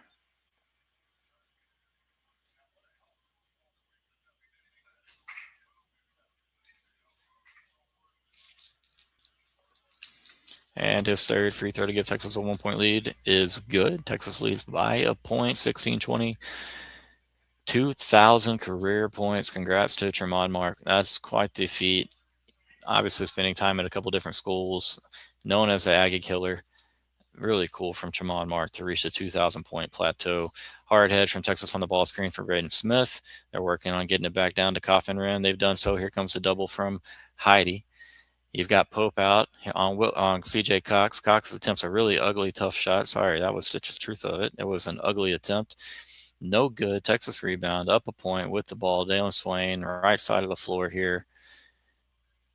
Texas got everybody kind of playing outside on the offense right now. Cam Heide from deep, and deep it is. Cam Heide, that's what we need. If we can get one or two more from Cam Heide, I'm telling you, this things that have to be done. Texas got to have a few guys hit a couple of 3-point shots. We probably need 4 or 5 total in this half. You've hit a couple. Really, really big. 4-point lead. We're +8 in this half. Texas trailed by 4. Let's hear from David McClellan again. We'll be right back. Big financial decisions don't have to feel overwhelming. There's someone who can guide you every step of the way. David McClellan is a fiduciary financial advisor with Forum Financial, and he's working closely with his clients as a true financial life coach, guiding every aspect of your financial journey with expertise and care. If his name sounds familiar, that's because David was a swimmer at Texas and a member of several national championship teams. Today, he channels that same championship mindset into helping people win with their finances. David specializes in financial planning, and he's contributed numerous articles to Kiplinger on the topic of retirement tax bombs. And right now, David is offering viewers a free intro consultation to assess your financial situation. Do not miss this chance to get personalized guidance from a trusted expert. To schedule your free consult, email David at dmcclellan@forumfinancial.com, or you can call him directly at 312-933-8823. The contact info is in the description. Alrighty, guys, let's get back to it. 4-point lead, Texas over Purdue. A long way to go. Long way to go here. 49-45. All right, you got over 15 minutes, but we're in a great spot.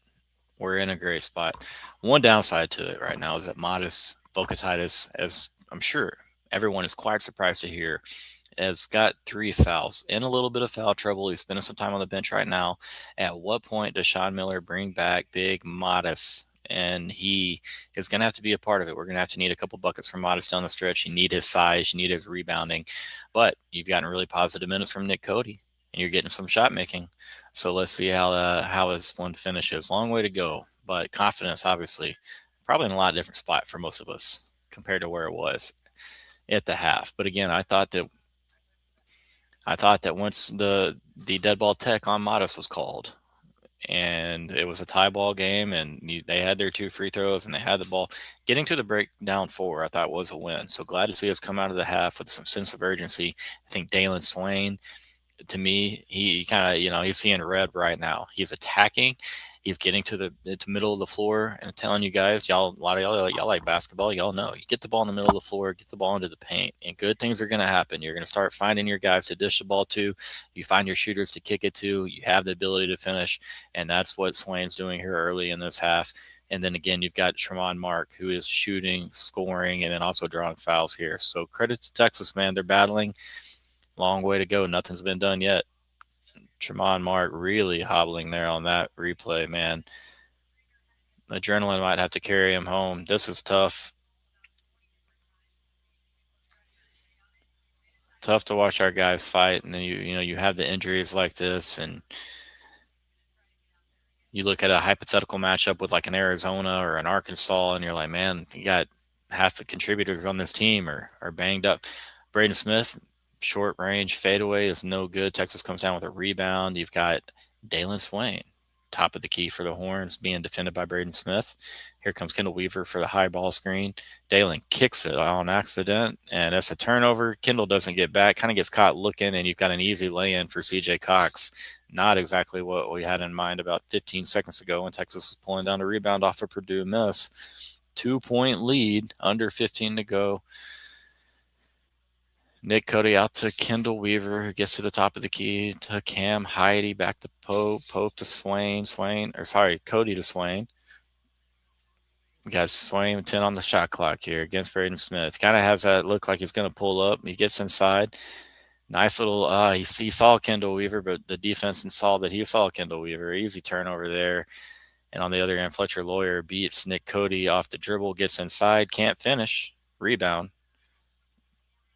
Rebound, Purdue, Coffin ran. He gets fouled as he was looking to kick it out to Fletcher Lawyer. Looks like Kendall Weaver got him there. 14-24, Texas by a bucket. You look back at that moment, if this one doesn't go Texas's way, and you got a 4-point lead, and Dalen Swain dribbles the ball off his foot, and Purdue gets a fast break bucket out of it. Here's Purdue, Kaufman Wren really playing physical, getting inside. They're letting Kaufman Wren just play a different level of physical than anyone else. Cody's just being physical, going straight back, straight up in the air, going straight up, and is getting called for the little bitty bump when Kaufman Wren is throwing everything in the world, elbows and shoulders, into everybody. Is hooking players. And again, he's a great player, and it's not to discredit the kid, but they're just letting him get away with things that they're not letting everyone else get away with.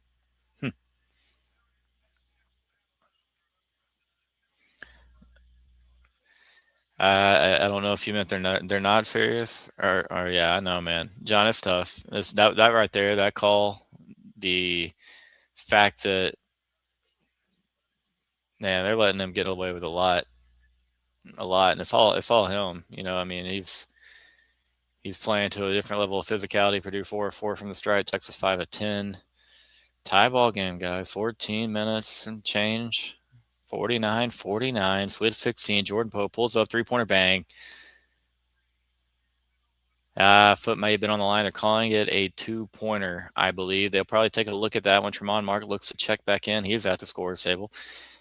If it is a three, it'd be Pope's fourth. If not, he's got 11, 4, 7, 3 threes. I'm telling you right now, Fletcher Lawyer, he's got that YMCA shooter game too, man.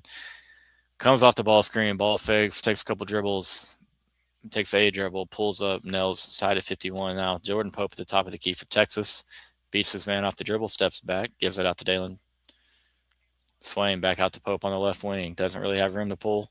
10 seconds on the shot clock. Back to Swain. Swain out to Kendall Weaver. He's got a lot of room. He'll look to the paint. Wide open. Cam Heidi. No good. Tip out. Kendall Weaver. Oh, he missed a bunny. He missed a bunny. It's going to stay down on this end, though, as Purdue knocks it out. Kendall Weaver would like to have that one back. A little shorty finger roll.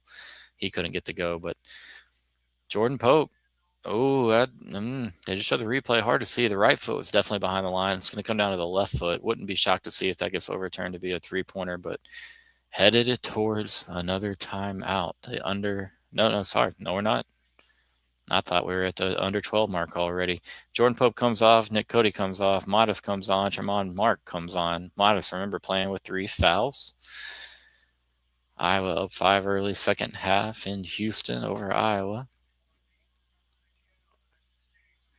Nick Cody inbound. Sorry, that's Simeon Wilcher in the game. I'm so sorry. Out to Dalen Swain. Cody did not come in. Wilch at the top of the key with the entry pass to Modest and an easy lob, easy bucket. And guess what? And one. Just what we talked about. We talked about Evan and how this is such a big part of the Texas offense. The Modest and one. So the old school 3-point plays. He'll have a shot to do so right now.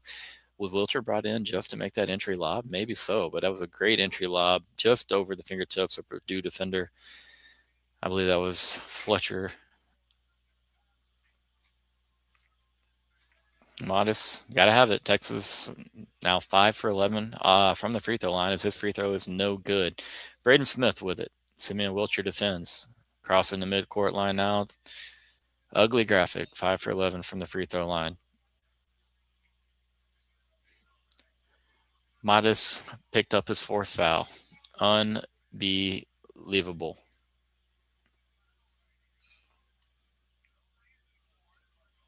Just no, it's just, you can't, I'm curious to see the replay, but there's just no excuse, no rhyme, no reason.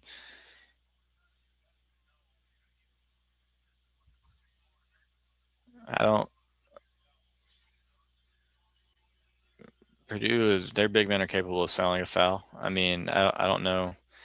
Texas had 4 fouls in the first half. They're at 7 now. Some are fouls, yes, borderline fouls. They look just like there are guys fighting for position right there. Knocks down the first of the Clough knocks down the first of the 1-and-1.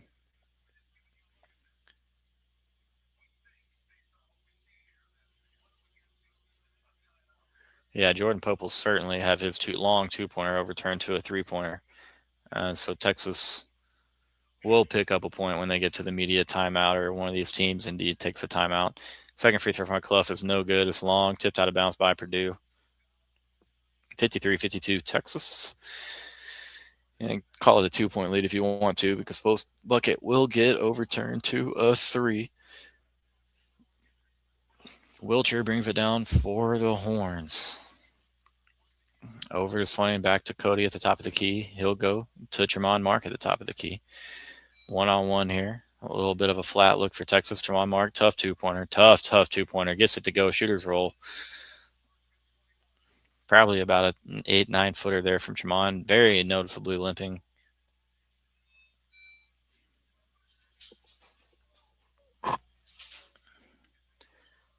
Braden Smith with it for the Boilermakers. He drives on the left wing. Out to Fletcher Lawyer, inside to Clough. Clough on Cody. Clough just playing like a madman. Gets it up, gets it in. Their big men are physical. They play nasty.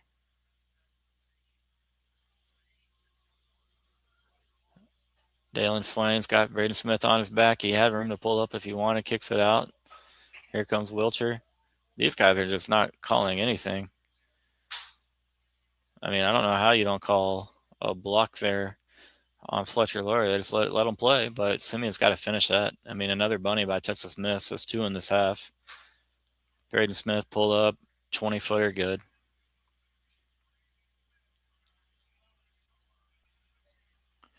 Purdue leads 56-55. We're under 12 minutes now. We're a little over 11 minutes. 10 lead changes in this game. And a lazy pass. Simeon with a rough couple of moments there. Doesn't really contest the layup by Braden Smith either. 3-point deficit now. A really lazy bounce pass to the left wing from the top of the key from Wilcher, and that turnover That was quick. It looks like Pope will come back in for Simeon, most likely here, I would imagine. He's at the scorer's table. 6-0 run in the last minute for Purdue. Swain at the top of the key. He's got big Clough on him. Kicks out. Tremont Mark, three-pointer. Good. Wow, Tremont Mark. Tie game. 10.5 minutes to go. Somebody might have to Byron Leftwich this guy by the end.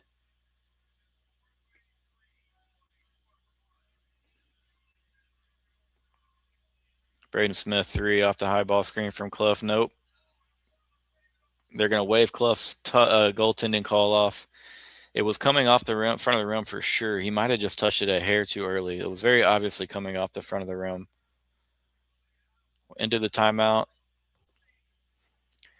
They go into a timeout. We're going to go back to Dre the lawyer. We'll see you in just a second. Texans know when you're injured, there's one name that gets results: Andre the lawyer. Trust the team that has secured millions for their clients and helped thousands of Texans win their injury cases. Car wrecks, slip and falls, 18-wheeler accidents, on-the-job injuries, wrongful deaths. Don't let the insurance companies tell you what your claim is worth. Andre the lawyer will fight for you. His principal office is in Dallas, but they serve Texans throughout the state. So don't wait. Call 214-444-8808. That's 214-444-8808. Contact info is in the description. Alrighty, guys. We're looking at a tie ball game for the moment, but they might be adding a point. They should be adding a point. If they don't add a point, I'll riot to Texas's total due to the Jordan Pope 3 that was called a 2-pointer. Texas with 17 fouls, Purdue with 5. Purdue with 5. You look at Vocatitis is the only one really in foul trouble for Texas. Heidi and Cody each have a pair. On the Purdue side, Clough has his 3 fouls. Lawyer has 2 fouls. Nobody really in trouble over there on the Purdue side outside of maybe Clough. He was back on the floor. Purdue, Iowa, this tied at 50. You got Arkansas, Arizona playing, a half hour after this one concludes here in San Jose.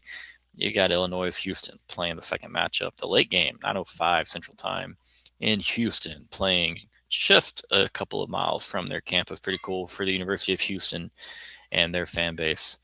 Illinois is a tough team. Brad Underwood knows how to coach a club. It's going to be a tough out even for Kelvin Sampson and the Houston Cougars.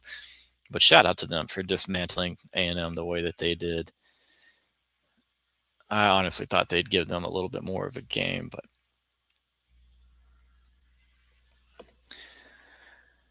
all right, guys. Maybe we're a Corona commercial away. We'll see.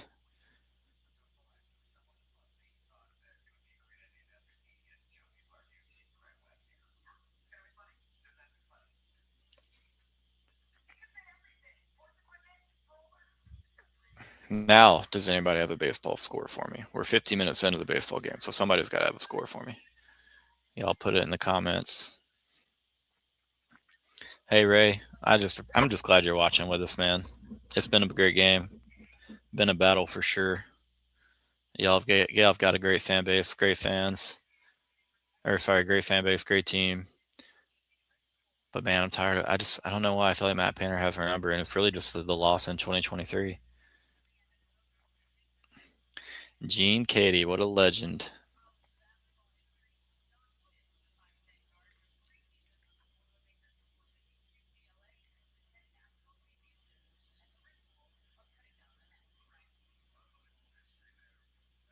The legend's in the building. Wow.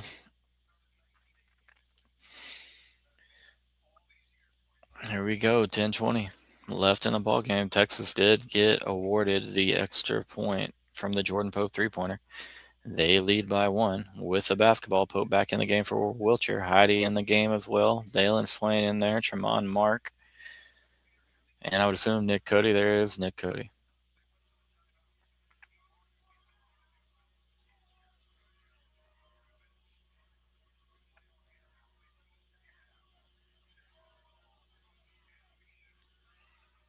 Jordan Pope from way deep. No good. Purdue rebound. Fletcher Lawyer.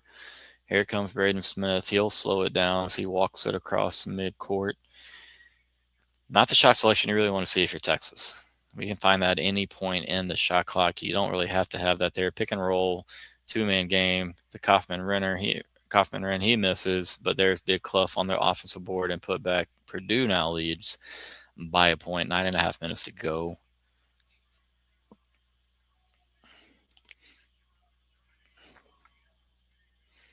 Here's Tremont Mark, gets down to the right elbow from about the mid. Wow, the guy's got such soft touch. He buries it from right in the middle of the free throw line. Texas leads by a point. Tremont has 26 points on 10 of 12 shooting. Just an unreal performance from Tremont, who's played the last 5 or so game minutes on a gimpy ankle. Really good position from Clough. They get the ball into him. Cody in defense. Clough going straight up. He'll nope, he misses that one, but gets his own board. Kicks it to Lawyer. Bangs the three-pointer. We got to get the offensive board there. Clough, the big men of Purdue are getting us. It's not the guards as much as Lawyer just bangs the three. I say that. But it was him having that second chance opportunity because of Clough, his really good position, and then offensive rebound. Here's Tremont Mark, top of the key. He's got Cody with a high ball screen. Mark playing with fire with the dribble, gets away with it. Ball's out to Dalen Swain on the right wing. He's doubled by 2 Boilermakers. Cody's man left him. Cody at the top of the key, goes in, forces one up. Hey, off the back of the rim and then straight down to the bottom of the net. Tie ball game here. 8:20 left. This is a battle. This is fun. Here we go. A lot of game to play, but it's gonna fly by. Heidi out there on Cox. Lawyer again for 3. This time no good. Heidi with a board. Pushes it up past midcourt. Texas going to slow it down, though. We don't have the numbers. You got Swain on the right wing. He gets into the middle of the floor. Koff really couldn't defend. He has got 3 fouls. He just kind of stood there and let Swain swoop past him. Easy layup for Swain. Texas leads by a bucket.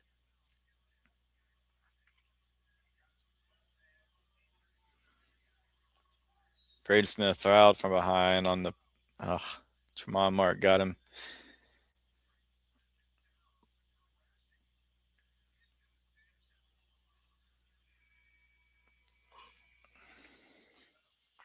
It's on CBS, Mad. It's on CBS, or if you have the March Madness app, you can pull it up there. That's a clean block. That's a clean block. What are we doing here? Did that look like a foul? I don't know.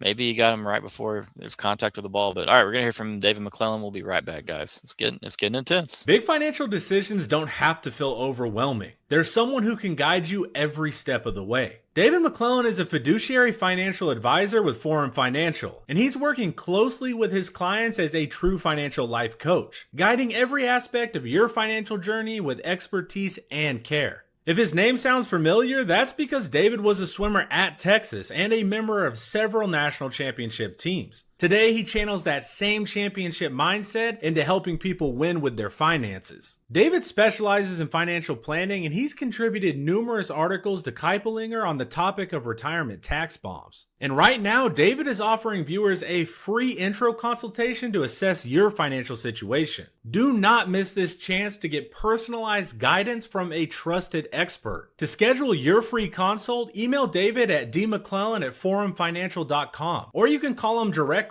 at 312-933-8823. The contact info is in the description. Alrighty, guys, we're back. Yeah, you ain't kidding, John. These guys, man, they can sell anything. They really are. You can tell they played a lot of basketball. You got guys flopping. I need to see a second replay, but it didn't look to me like contact was made whatsoever there, other than with the Texas defender Tremont Mark, his hand in the basketball. Now, I looked up right in the middle of that replay. So again, I'm going to give them credit now. I didn't see the full replay, but maybe y'all saw it. Y'all tell me, because I just don't understand how. I don't know. They've been given the benefit of the doubt now 4 or 5 times. It's questionable. That's all I'm saying. Again, you're going to have it in March. You're going to have officiating questions. I mean, the margin for error, like these teams are going at it. They're battling. Unlimited, hey brother man, so go to, if you got like a cable set up, it's just on CBS channel 5. If you have the NCAA March Madness app, which if you don't, you can just download it, it's free. You can stream it through there and you'll get a free preview if you don't have a cable subscription, and the free preview is an hour long, so you'd be able to watch the duration of this game and maybe even some more of the next game if you wanted to. Another commercial. Is anybody surprised? Of course, no one is surprised. Again, Braden Smith, hope he's fine, but I didn't see the contact. I'm just saying. Second chance points. That's where you saw Texas really dominate Gonzaga.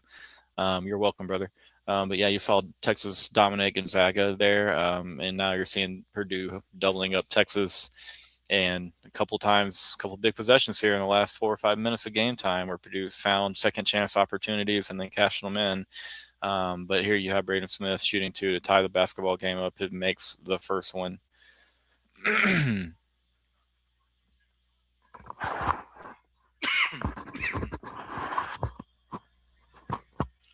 Long way to go here. I said Texas needed to shoot 70%. Man, I wish we another offensive board for Purdue on a rare Braden Smith missed free throw. You have a 3-point attempt, luckily no good.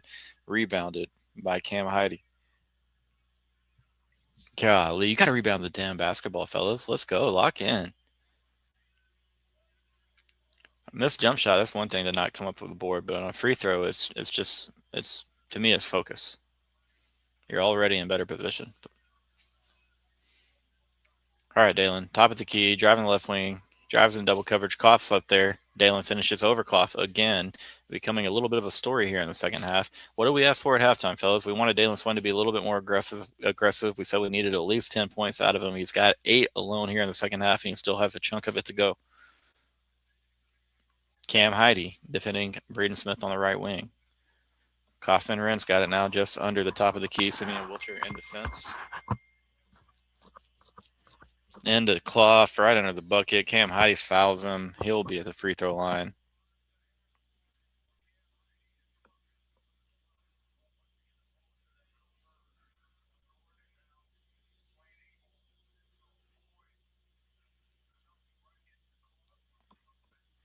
Nebraska, Iowa, also a really good game. Nebraska leads Iowa by a point with under 10 minutes to go in the second half. Clough's first free throw off the front of the rim, off the backboard, and in. 2-point lead for Texas. 6:38 to go. He'll shoot one more. Please block out on the free throw here. Clough missed a few in his days.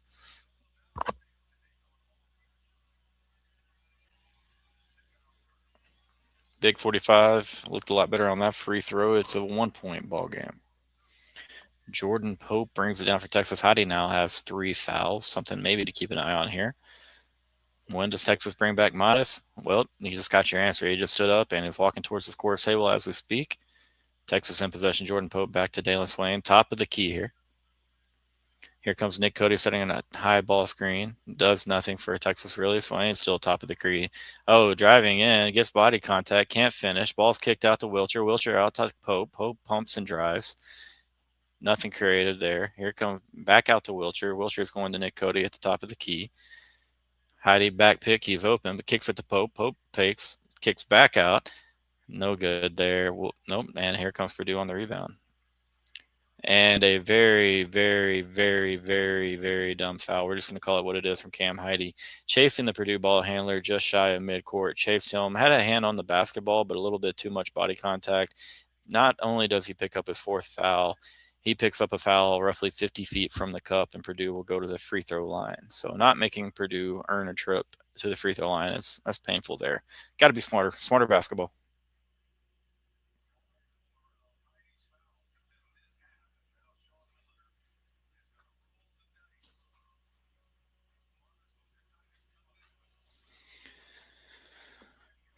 First free throw is no good.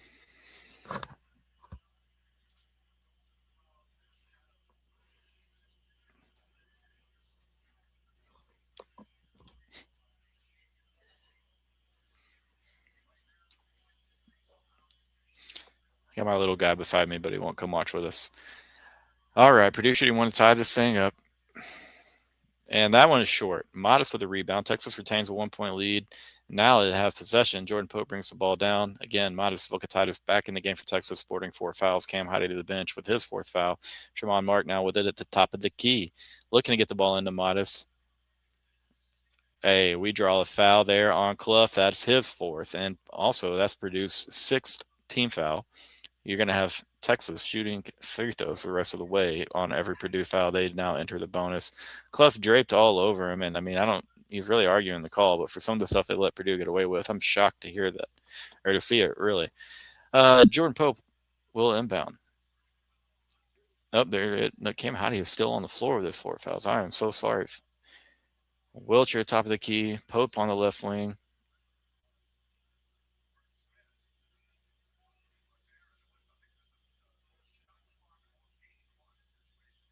You got a game clock situation. That's already down to 13, and that's not correct.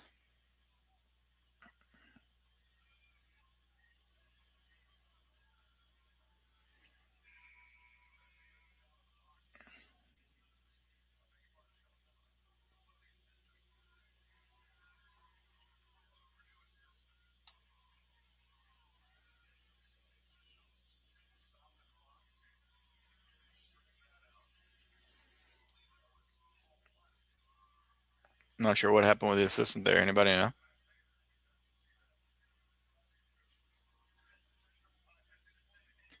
Oh, I had to stop the official to get on or stop.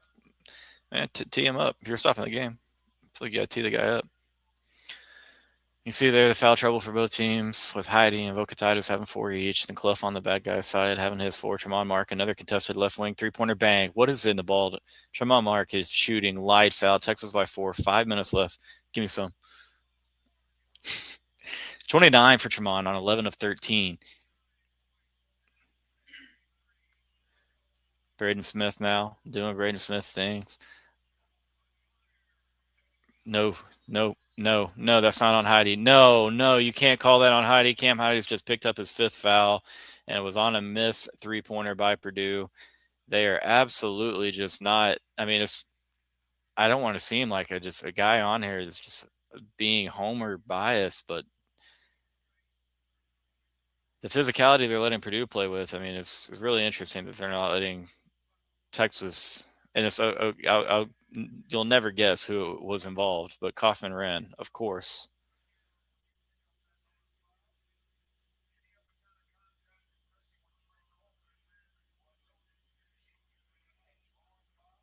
Yeah, this guy obviously is a genius at drawing fouls. He's manipulated this basketball game.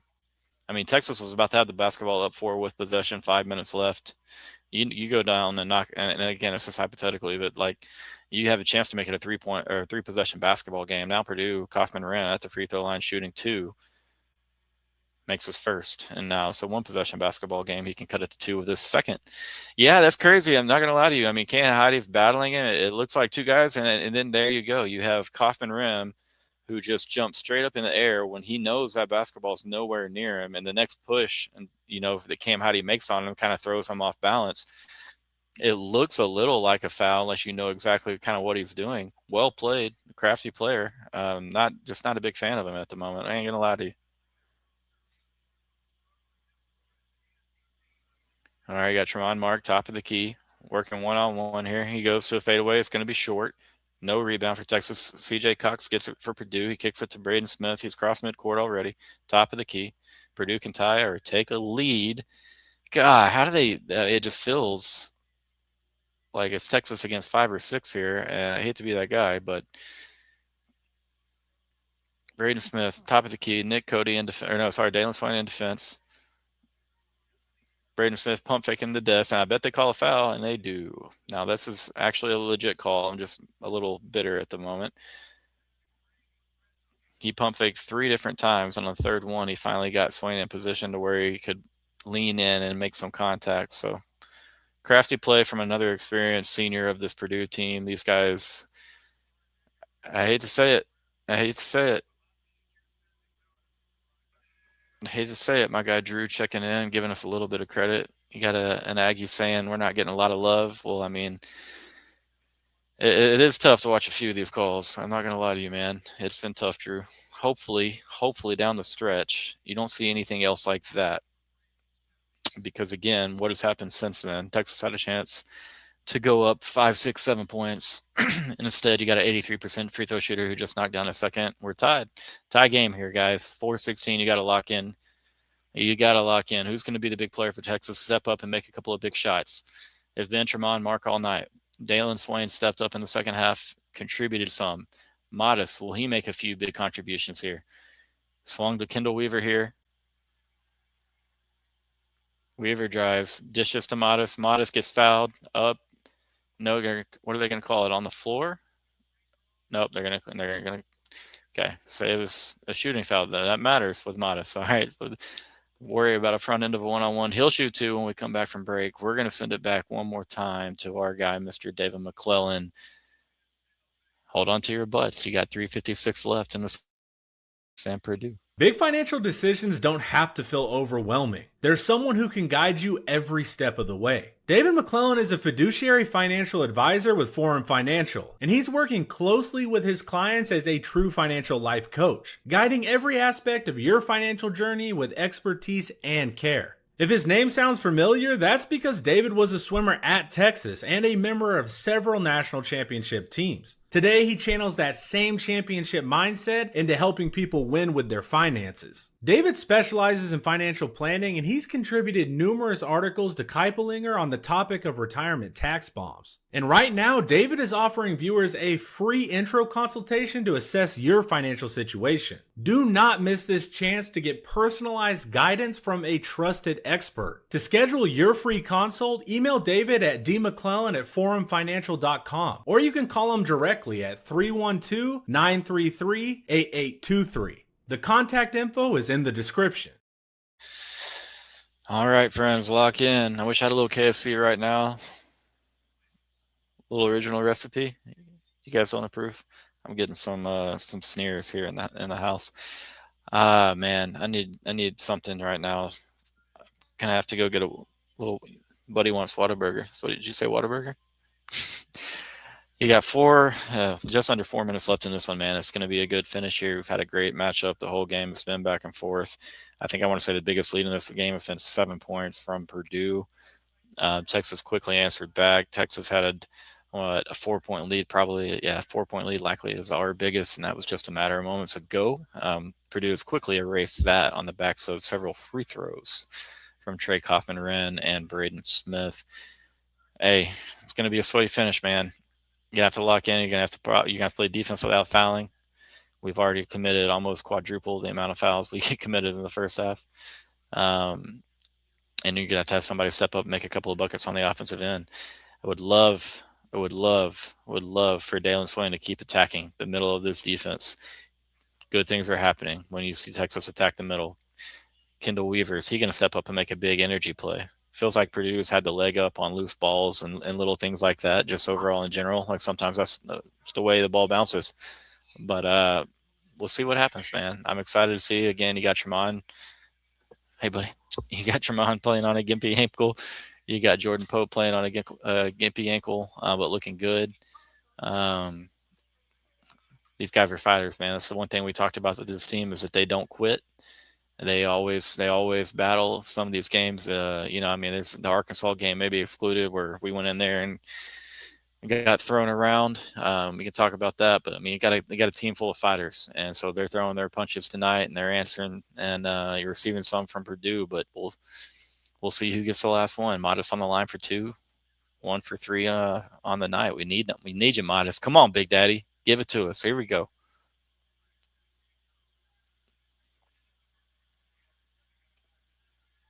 They said it was on the floor, so the referee held up 2 fingers. I swore he did. That's what we talked about. Big difference between the 1-and-1 and it being a shooting foul. Modest now 1 for 4 from the free throw stripe. Texas, it feels like, is shooting about 40%. I don't know the official number. Not sure I want to know. Here's Purdue, though. You got just over 3.5 minutes. You got Kaufman-Wren, top of the key with Trey. He elbows Tremont Mark. There is no call. You probably have a foul on the rebound from Clough, which would have been his 5th. There is no call. And Texas deflects the ball out of bounds. Kaufman-Wren, man, it's getting hard to respect this guy. And look at even Kaufman-Wren is pushing off on Modest and poking him in the face when he's going up. Here's Fletcher Lawyer. He drives, he kicks. CJ Clough. Modest playing with 4 fouls. I mean, he can't be too physical with him. Gives up another bucket to Clough on the inside. He's got 11, 4 for 7 on the evening. Texas trails by 2. Modest gets it from Pope. Pope to Swain on the left wing. Gets a high ball screen from Modest. Swain drives out to Pope on the right wing. Got 10 on the shot clock. Back to Modest, back to Swain. Or sorry, Pope, excuse me. Here's Swain, right wing. Drives. Reverse layup, no good. Oh, and Purdue board. That was tough. Swain had a good look at it. Couldn't get the right-handed layup to fall. Wasn't a reverse. He was just trying to finish from the left side with the right hand. Big moment in this game. Put yourself really against the wall here if you give up a bucket. Skip pass, Coffin Wren to Cox, no good. And Clough somehow gets the board over Modest. Clough's been a big part of this second half. Clough out to Smith. They're down to 6 on the shot clock. Smith's got the ball in his hands. Modest, got to be smart here. He gets a block from behind. It looks like Purdue knocked it out of bounds. They'll probably give it to Purdue. Oh, it looks like they called a shot clock violation. Thank goodness. Texas is going to have the ball. 2:09 left in this game.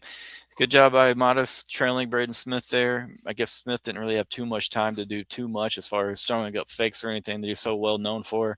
But hey, here we are, guys. Here we are. Here we are.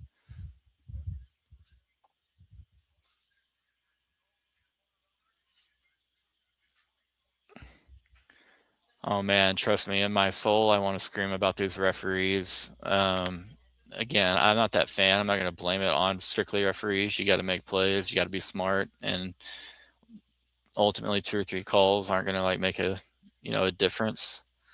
A lot of times, sometimes, sure, but nah, man.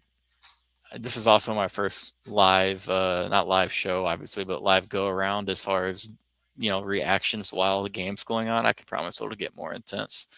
Got to be careful. Got to keep the job. It's over. Texas loss. You're just like me. There's like 10% of my brain that absolutely goes there every time something bad happens. So I get it, man. What are we reviewing now? Oh, they want, okay. Painter wants his 0.4 seconds that he's going to have on the shot clock. You can get a bucket from there. You can. And the thing about it also is he can throw it up towards the rim, and they've been out rebounding us on the offensive end. Oh, no. You're good. No, you're great, man. All good. I respect good hoops, and Purdue has it. These teams that are playing this late in the season, man. Again, it's no bad blood. Of course, I want to win the basketball game, but I got some beef with Kaufman Wren right now. He's just he's out physicaling us, and they've hooked him up a couple times, but yeah, it's been fun, man. Long way to go here. Even though it's 2:09, I think this officiating crew has shown you this 2:09 can be stretched in about 2 hours. Long way to go, man. Does BTFU mean boiler the F up? Because that's pretty awesome. If so, I like that. I can get behind that.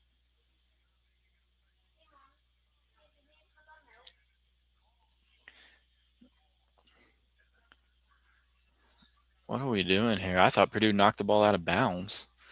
In general, I guess I should have been paying attention to that on the replay. Here we go. Give me the view. Probably Swain.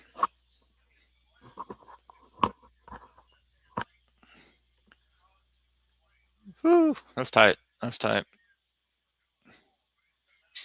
I haven't been able to listen to too much of the commentary, and so I don't know what they've had to say. But I know they're normally they typically are pretty defensive with the commentary, or sorry, with the officiating. And I mean, I get that, but again, man, it's just,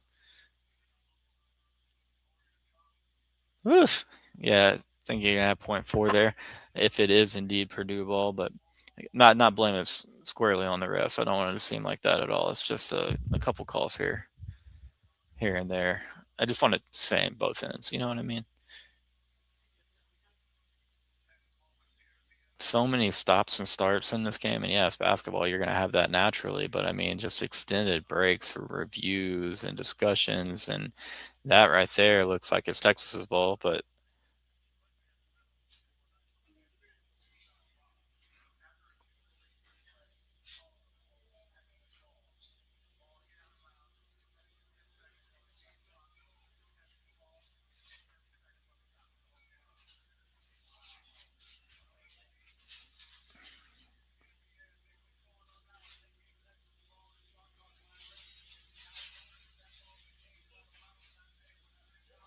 all right, here we go. Jordan Pope, Nick Cody, and Dalen Swain. Another hard hedge from this Purdue defense. Nick Cody gets it into Vogue.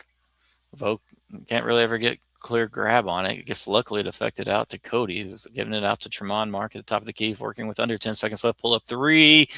No good. Buck 40. But minute 40 left in this thing. Braden Smith walks it up. Oh, man. Big possession there. 20 on the shot clock here. You got to have a stop. You're down two. Braden Smith is fouled by Tremont Mark, and we'll go shoot two free throws. And again, that's an 83% free throw shooter that we're fouling a long ways from the basket. Long ways from the basket.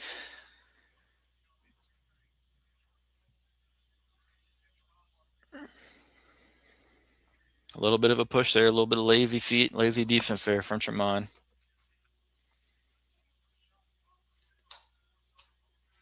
Braden Smith knocks down the first as expected. Dang it. You got to have a bucket on this possession. You got to expect him to make this. You're going to be down two possessions. You can't get into this down, with under a minute in this game and be down two possessions with Purdue having the basketball. Most important possession we've had of the season comes up right here, right now. What does Texas do with it? He missed. Oh, my goodness, he missed. Okay, still one possession game. Dalen Swain with the basketball. Crosses the midcourt line, guarded by Fletcher Lawyer. Kendall Weaver, high screen. Now Swain on the left wing, guarded by Kaufman Wren. Drives baseline, turns back inside, spins, kicks. Tremont Mark, no room out there. Kicked back out to Swain at the top. Got a high ball screen from Modest that went nowhere. You got Swain dancing with Clough. Dancing a lot. Kendall Weaver puts back in the miss from – puts back in the miss off a tip in. Swain did a great job getting to the middle of the floor there. You got 59.5 seconds Purdue basketball. They'll bleed this thing down. I doubt they shoot anything before the 10 seconds roughly in the shot clock. That shot from Swain did everything but go down, but it tipped right out into the leaping Weaver's hands. Dang it. It's going to be tight. It's going to be sweaty, guys. What do we do here? We've got to have a stop. Where do they go? They probably try to force it down into Kaufman Wren against Modest, or if they can get Clough against Modest because he's playing with 4 fouls. I mean, this is huge. We just had the biggest offensive possession of the season. We got a tip back put in. It's the defense's turn. Defense has to have a stop here. Defense got to step up. Somebody's got to make a play.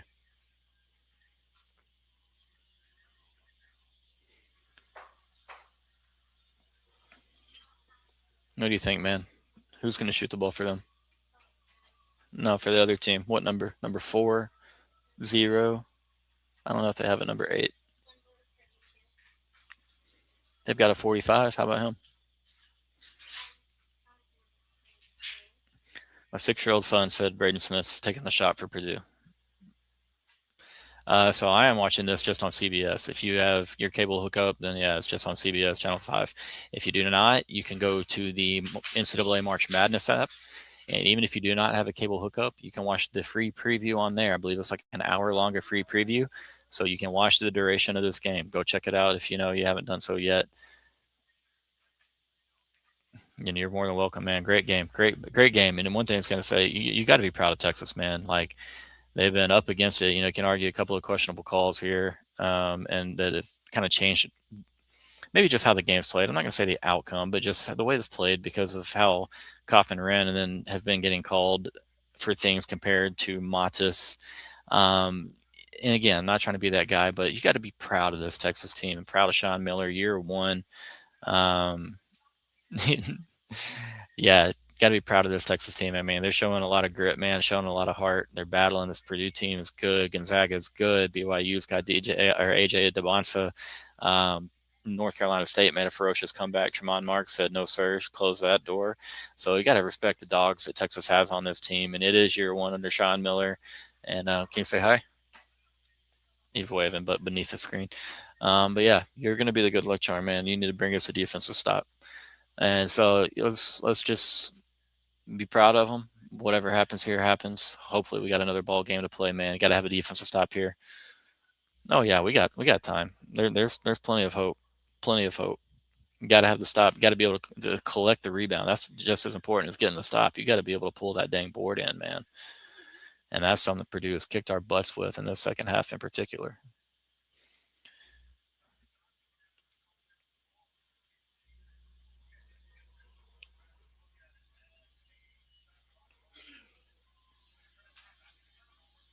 1 minute to go. Here comes Purdue. 30-second differential exactly between the shot clock and the game clock. Here comes Kaufman ran on the high ball screen for Braden. Braden Smith. Nick Cody guards Braden Smith. They're at the top of the key. Purdue's 4 out, 1 in with Clough. Braden Smith breaking down Cody. Gets dribble penetration, goes up and finishes. 3-point lead for Purdue. 38.4 to go. Texas with the ball. Dang it. Timeout. Timeout, Sean Miller. Timeout, Texas. Iowa up 6 on Nebraska with 40 seconds left. Hey, the tickling, any other time I'd laugh with you, buddy. Right now, dire times. Boilermakers by 3. Does Texas have another big shot? Does Cam Heide have more magic in him? Does Tremont Mark? He hit another big-time shot for Texas tonight. Jordan Pope's been hot. Dalen Swain's found his footing here in the second half, but really hasn't tried anything from the outside. Curious to see how we play it here. We go for a quick bucket. Purdue shoots well from the free throw line as a team, but even Braden Smith has missed one.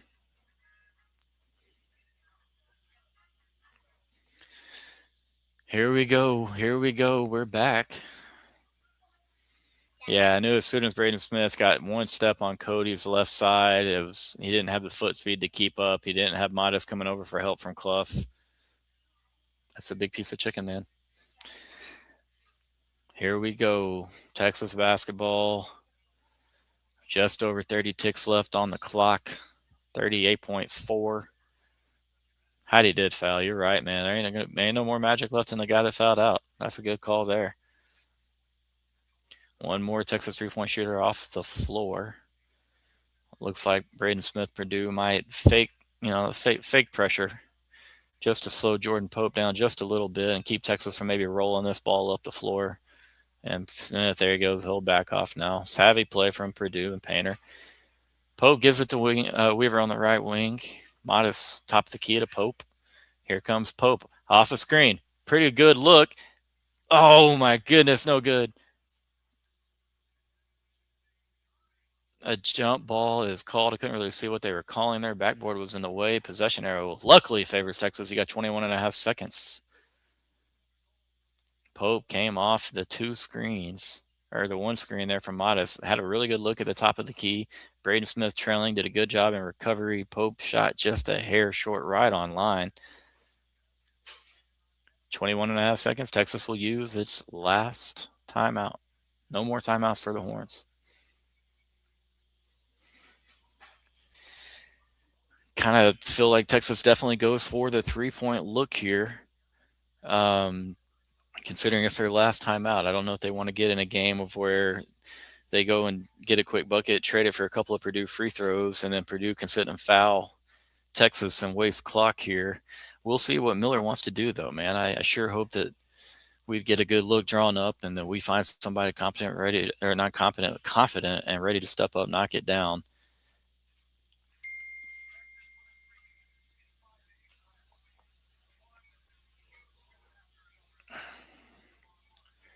And there's the reminiscence of Tremont Mark, his shot against North Carolina State. You've got Jordan Pope and his big clinching shot against BYU, kind of iced that one, and then Cam Heide, bang. This past weekend, ending things against Gonzaga, putting Texas up 4, and really, that game was out of reach right in that moment.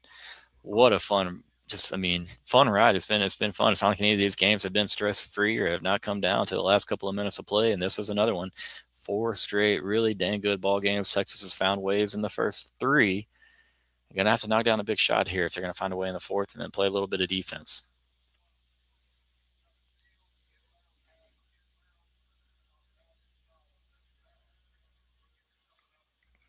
Yeah, you got to be happy about the progress that they've made. Yeah, we've had a lull. A lot of college basketball teams have a lull. This is a really good Purdue team. This is oh, man, I'm not sure I love that foul. I'm not going to say that's the worst thing to happen to Texas, but that's one of the first things I would have said I don't want to happen is Modest just picking up a non-shooting foul. We're still in a 1-and-1. Even if he makes the first, we got to worry about him making the second. Come on, Modest. We need you right here, babe. This is huge. We haven't got Modest's best. We haven't got his best. We need it right now. He knocks down his first one. It's a 75-73 game. Purdue leads by 2. Come on, Modest. One more big one, big dog. And then still a ton of work to be done. But we need this. We got to have this first. 1-point game. Simeon Wiltshire probably getting ready to check in for the shooter so that Modest doesn't pick up his 5th fouling. He knocks down the 2nd. Look at Modest. Okay, I eat my words. That away, big man. Modest goes to the bench. Wiltshire in. Texas is going to play some defense here. Look for a steal. Wiltshire obviously gives you a better chance of doing that. Pope will foul CJ Cox in the backcourt with 19.4 to go. Golly, this is sweaty, guys. Come on, we need some missed free throws from old Purdue here.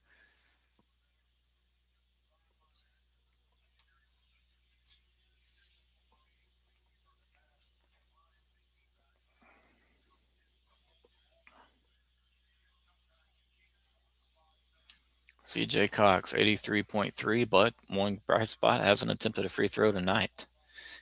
He gets 2. Hard pressed to believe he would miss both here. Maybe he gets a little short or a little long here on this first one, though. Come on, CJ. Cox shooting his first free throw. It is on spot. And there we go. 76-74. He'll have one more free throw here. 19.4. You wonder if Matt Painter decides to foul Texas, keeping them from shooting a 3-pointer, forcing them to make free throws and getting in a free throw contest, essentially. Cox money on the second one. 77-74. Texas gets it in. Here comes Dalen Swain. No shot clock, obviously. Swain, guarded by Cuff, off the switch, gets inside, and there's a foul called. Oh, my goodness.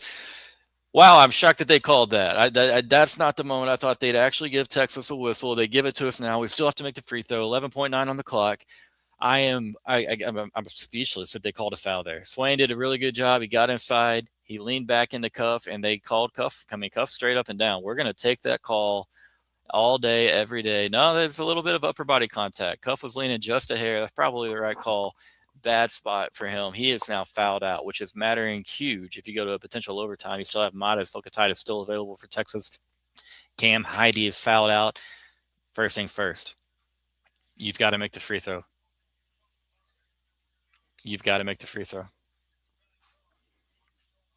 82% for Swain. 2 for 4 in the game. 10 second half points. None bigger than his last 2. And now none bigger than that third. Tie ball game, 11 seconds left in the clock. Purdue has the basketball, a chance to win this and send them to themselves to the Sweet 16. If Texas can force a miss, a turnover, A, you can win it yourselves. B, you're looking at overtime here with no Oscar Clough, which he's been big for Purdue in this basketball game. This is drama filled.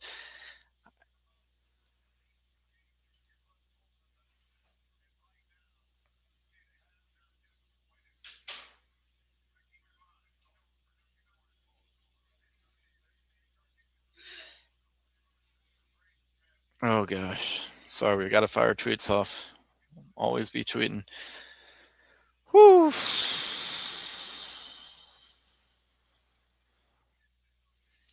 It's sweaty, guys. Come on now. Come on now. One stop away from forcing OT, having a chance to go win this thing. Let's go. One stop. One stop.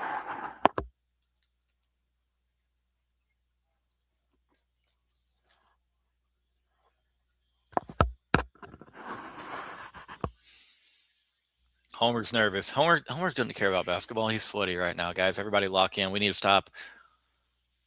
We need to stop, Homer. Bring us a stop.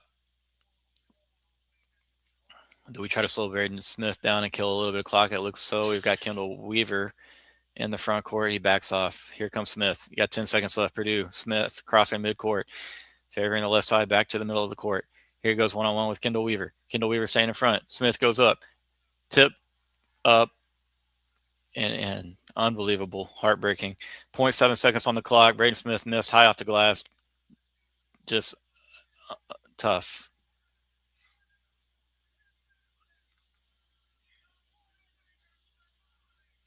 the guy that we talked about, primarily for most of the last 20 minutes, Trey Kaufman-Wren, wins it for Purdue 79-77. Fellas, that sucks. That sucks. That sucks. Credit to Purdue. Good basketball team. Well coached. Made the biggest play when they had to. And what was the big bugaboo for a lot of that second half? Offensive rebounds for Purdue. Offensive rebounds. Offensive rebounds. Big offensive rebounds time and time again. Nick Cody didn't block out, didn't push Wren. You can see it right there. Sorry, that's not Nick Cody, that's Dalen Swain. Swain just doesn't drive Kaufman-Wren out of there. He lets Kaufman-Wren lean on him. He lets him win position, the tip up and over his back. Easy money. Woo! What a game. Good games, Purdue. Appreciate y'all being in here. Y'all being respectful, having fun. Well, good sports. Good luck to y'all against most likely Arizona, possibly Calipari and Arkansas. That hurts. I ain't gonna lie to you. That hurts. Dalen Swain just doesn't, he fails to really push out Trey Kaufman-Wren there. And again, he was a big focal point of that second half. A lot of the things he was doing and the way he played in the second half, and he wins it for Purdue there with some, I can't even talk, with physical basketball, man. That's tough. But let's talk about this Texas team for a minute, man. I mean, 2-point loss, Sweet 16 to the number 2 seed. I don't know how many people had that in year one under Sean Miller. And I think a lot of people, if you told us like, hey, that's how year one is going to go, we would have taken that. Let's get this off the screen. We'd have taken that in year one. A lot of us would have. I dang sure would have. Self-admittedly, I said this group might win 5 conference games coming into the year. I did not like the way that it fit together. I know the type of offense that Sean Miller wants to run. I didn't know if we were really capable of it. We don't have a true point guard. We relied on a lot on, obviously, Jordan Pope to facilitate, distribute, and you relied a lot on Tremont Mark to distribute and facilitate, and then at times Dalen Swain to do the same as well. And so, man, just proud of these group. Love those dudes. They were infuriating to watch at times. Like, none of us are going to sit here and lie and say it wasn't. That run of losses there to end conference, and then the conference tournament, you almost felt embarrassed to root for the program a little bit. But they got things together, man. They showed that they've got fighters, and they knew they had a good shot to get into the NCAA tournament. Once they got their name called and got in that first 4, hey, they never looked back, man. So, yeah, that hurts. It stings a lot. Sean Miller is going to put pieces, he's going to add pieces to this roster that further, better what he wants to do. But at the end of the day, that call it what it is. That really effing sucks. Trying really hard not to cuss in front of my kid here. Really effing sucks, man. Purdue's a good team, and to be that close and to fight back and to get the and one call from Tremont Mark, it sucks. Be proud of the guys. You can be mad at a few calls that the refs made. At the end of the day, it's a simple basketball play and blocking out on a rebound that cost Texas their tournament life. So that's not me being mad at Dalen Swain. We're never in this position without Dalen Swain. We had 11 second half points. He obviously went down and tied the game up on the other end. You got to play 94 feet of basketball. You got to play on both ends. So, hey, proud of the fellas, proud of the way they fought. Nothing to hang my head about here other than knowing that, hey, that was a winnable basketball game. All in all, that run probably ends against Arizona, maybe run into Arkansas again, but Arkansas is a team that just wiped the floor with us. Acuff Jr. is a hell of a player, really tough to defend. I'm not coping. I'm not making excuses, but would we going to go win the national title? Very unlikely. It was always most likely to end like this at some point, but damn, that's a painful way to go out, man. But hey, proud of the fellas, man. I'm really grateful to be able to talk Texas basketball here on Inside Texas. So grateful for Homer and the guys allowing me to do so. Basketball, I'm as passionate about basketball as I am any other sport out there. And so love, and I will reiterate that Sean Miller is, in my opinion, already the best basketball coach this university has ever had. And I love to see what we saw out of him in year one. So proud of these guys. It hurts for the guys that'll never put on burnt orange again. Really, like, just being fully transparent, heart breaks for Kendall Weaver, a guy that just did so much, poured so much into the school and the program. Left it all out there at all times, man. So again, proud of this group. Thanks for watching tonight and being a part of this. Hope to do more things like this in the future, whether it be baseball, football, basketball, women's basketball. We've got tournament games coming up, some big tournament games coming up. So yeah, thanks for being a part of it here on Inside Texas. Make sure you're taking advantage and going and subscribing if you haven't done so yet. Yeah, but like and share the video, man. I don't know if anybody's going to want to go back and rewatch a college loss in the NCAA tournament, man, but it does mean a lot that y'all are a part of it. Have a great night. Thanks for watching Inside Texas.